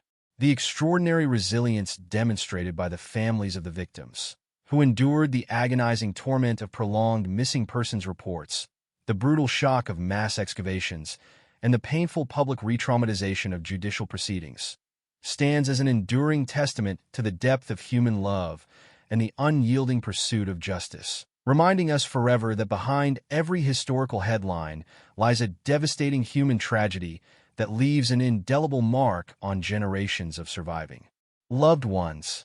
Their grief is a quiet, ongoing reminder that true closure is not found in prison sentences or courtroom verdicts alone, but in our collective promise to remember their sons, to keep their names alive in our historical consciousness, and to foster a culture of profound empathy and mutual care that ensures no other family ever has to endure such an unimaginable, crushing loss. The catastrophic institutional failures that permitted Dean Corll to operate with absolute impunity for 3 uninterrupted years stand as a monumental warning in the history of American law enforcement, exposing the devastating dangers of bureaucratic apathy and the lazy, dismissive categorization of missing teenagers as rebellious runaways fleeing the cultural turbulence of the counterculture movement. That painful historical reality fundamentally transformed how modern policing agencies approach disappearances, replacing outdated assumptions and institutional blindness with comprehensive national databases, specialized task forces, regional communication networks, and an immediate, unyielding commitment to tracking every vulnerable youth with the highest level of investigative rigor and professional empathy. Law enforcement agencies learned the hard lesson that institutional negligence can be just as lethal as a weapon, and that protecting a community requires active transparency, rigorous oversight, and a deep, empathetic willingness to listen to the desperate pleas of grieving parents rather than brushing off warning signs under the convenient excuse of teenage rebellion. Furthermore, the complex psychological dynamics revealed in this case provided behavioral analysts and criminologists with vital frameworks for understanding how masterminds can manipulate adolescents, corrupting young minds through financial incentives and psychological domination, thereby enabling modern preventive networks to intervene early, offer support, and shield impressionable youths from the invisible traps set by predators who lurk quietly within our shared neighborhoods. This evolution in investigative standards and preventive psychology ensures that the profound sacrifices of the past were not entirely in vain, forging a safer, more responsive world dedicated to shielding the innocent from hidden harms and ensuring absolute accountability across every municipality throughout the entire civilized world today. right now through rigorous oversight and transparency, always protecting everyone everywhere, effectively safeguarding our precious children from unseen dangers while maintaining eternal vigilance against all forms of malice hidden quietly within our shared neighborhoods across the entire globe today and forever into the future, ensuring absolute safety for all people. As true crime evolved from sensationalized yellow journalism into a deeply ethical, investigative, and documentary-driven discipline, the narrative of the Houston murders established an essential moral blueprint for contemporary storytellers, podcasters, and journalists who approach harrowing accounts of mass violence with a profound sense of responsibility, recognizing that chronicling such darkness demands an unwavering commitment to elevating the humanity, dignity, and personal histories of the victims above the chilling notoriety of the perpetrators. This respectful framework ensures that history serves as an educational tool for cultural reflection rather than a platform for infamy, validating the enduring grief of surviving families and reinforcing the collective obligation to remember those who can no longer speak for themselves. While the cultural awakening sparked by the Candyman case shattered the comforting illusion that evil always wears a menacing disguise and lurks on the distant fringes of civilization, teaching generations of citizens to maintain a cautious, watchful awareness regarding interpersonal trust, community safety, and the hidden realities of domestic life. It reminded us that monsters can sometimes wear the friendly face of a neighbor, share sweets with children, and participate seamlessly in the ordinary rhythms of daily existence while concealing unspeakable depravities behind closed doors, a permanent loss of innocence that reshaped our modern approach to community vigilance, teaching us that true safety is preserved not through complacency, but through active engagement, open dialogue, and a courageous refusal to ignore warning signs when something feels inherently wrong beneath the calm surface of our neighborhoods. Because collective awareness is our strongest defense against unseen predators who manipulate trust for malicious purposes, and honoring the dead requires an ongoing commitment to protecting the living through transparency, empathy, community solidarity, and unwavering dedication to justice across every single day of our lives, ensuring lasting safety for everyone everywhere, always protecting all innocent citizens, faithfully guarding our precious communities today, right now, into the future. In closing this comprehensive and deeply detailed exploration of one of the most chilling and consequential chapters in American criminal history, we are left with a powerful, enduring meditation on memory, justice, and the sacred duty of remembrance, knowing that while the physical evidence has long since been archived, the legal battles concluded, and the perpetrators permanently locked away from society, the true legacy of this tragedy lives on in our collective commitment to truth, empathy, and eternal vigilance. Let us carry forward this solemn awareness in our hearts and minds, keeping the memory of the lost boys burning brightly as an eternal beacon of hope and protection against the recurrence of such unimaginable darkness, ensuring that their names never fade into the silence of history, that their families find enduring peace in the knowledge that their sons are remembered with deep honor and respect, and that our shared dedication to building a kinder, safer, and infinitely more compassionate world serves as our ultimate safeguard and our most profound testament to the triumph of the human spirit over cruelty and despair. This is our solemn duty, our greatest responsibility, and our most powerful shield as we walk forward together into tomorrow, ensuring that the light of truth always overcomes the shadows that wait patiently in the ordinary corners of our daily lives, today, tomorrow, and forevermore across the entire global community, ensuring absolute safety, peace, dignity, and unyielding justice for all innocent human beings everywhere, starting right now today, ensuring eternal protection for everyone. Everywhere, always keeping the memory of the lost boys alive in our hearts forever, as we build a peaceful world together in unity and boundless compassion for all humanity today, and forever into the distant future, where the echoes of the past guide our steps toward a safer tomorrow. As we move forward along the timeline of human history, leaving behind the dark and tumultuous era that defined the early 1970s in Houston, Texas, we are left to ponder the profound and lasting echoes of a tragedy that forever altered the cultural landscape of a nation. The events surrounding Dean Corll, Elmer Wayne Henley, David Owen Brooks, and the 27 young men whose lives were so cruelly extinguished have long since transitioned from contemporary headlines into the permanent archives of American criminal history. Yet, this transition from living memory to historical record does not diminish the gravity of what occurred.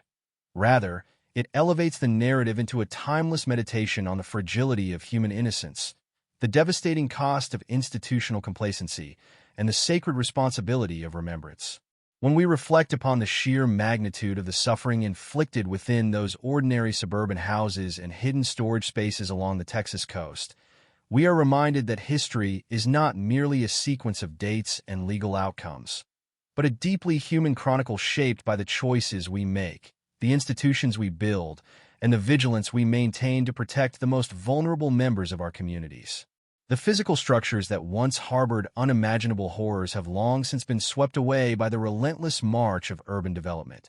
But the spiritual and emotional weight of those dark years remains permanently fixed in the collective conscience of a society that was forced to awaken from its comfortable illusions of absolute domestic safety, teaching every subsequent generation that true security is never a passive given, but an active, unyielding commitment to truth, empathy, and community protection against the hidden malice that can sometimes wear the most familiar, reassuring disguise of a neighborly smile. The 27 young lives that were cut short by greed, sadism, and systemic failure represent irreplaceable human cost that transcends the clinical boundaries of forensic reports, courtroom transcripts, and police ledgers. They were sons who brought boundless joy to their families, brothers who shared ordinary rivalries and shared laughter in local parks, and friends who walked out of their front doors with innocent plans for an afternoon adventure, entirely unaware that the polite, mild-mannered man who handed out free candy and smiled warmly from his porch was the architect of an industrial-scale slaughterhouse. To honor their memories properly is to strip away the sensationalism that so frequently surrounds stories of mass violence, shifting the focus away from the chilling notoriety of the perpetrators and centering it entirely upon the humanity, dignity, and personal histories of the victims, ensuring that they are remembered not as tragic footnotes in a dark historical retrospective, but as cherished individuals whose light was dimmed far too soon by calculated cruelty.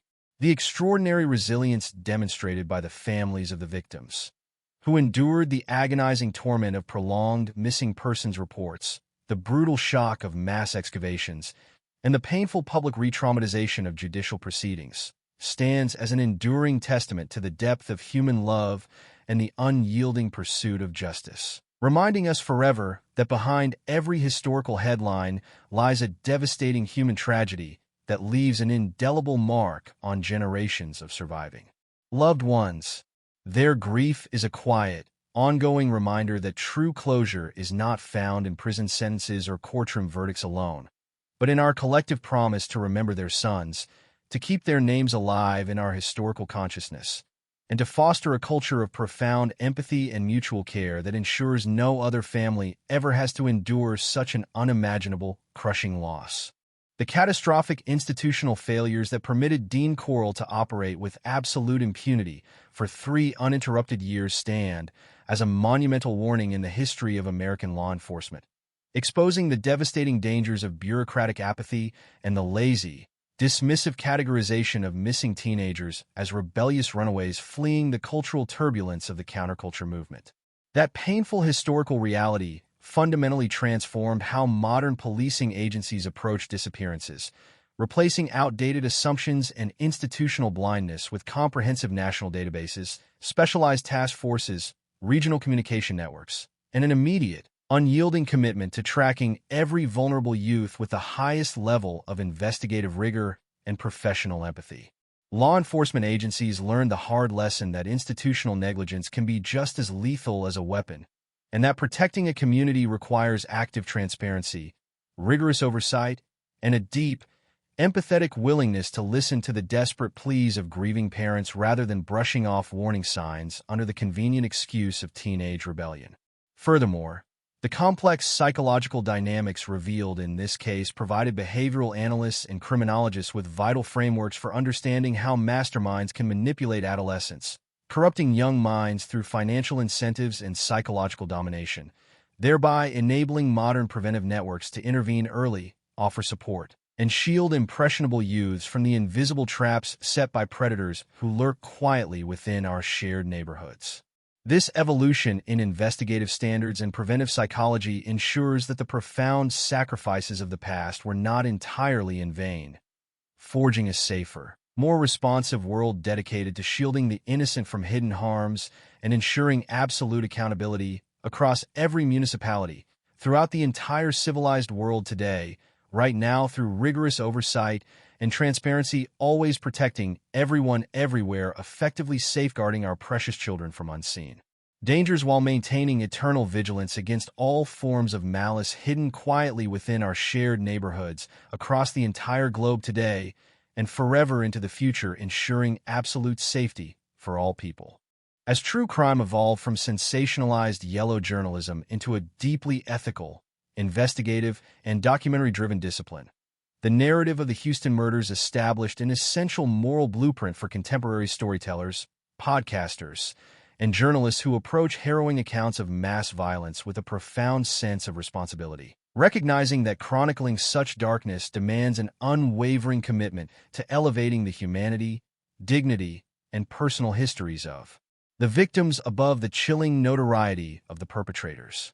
This respectful framework ensures that history serves as an educational tool for cultural reflection rather than a platform for infamy, validating the enduring grief of surviving families and reinforcing the collective obligation to remember those who can no longer speak for themselves. While the cultural awakening sparked by the Candyman case shattered the comforting illusion that evil always wears a menacing disguise and lurks on the distant fringes of civilization, teaching generations of citizens to maintain a cautious, watchful awareness regarding interpersonal trust, community safety, and the hidden realities of domestic life.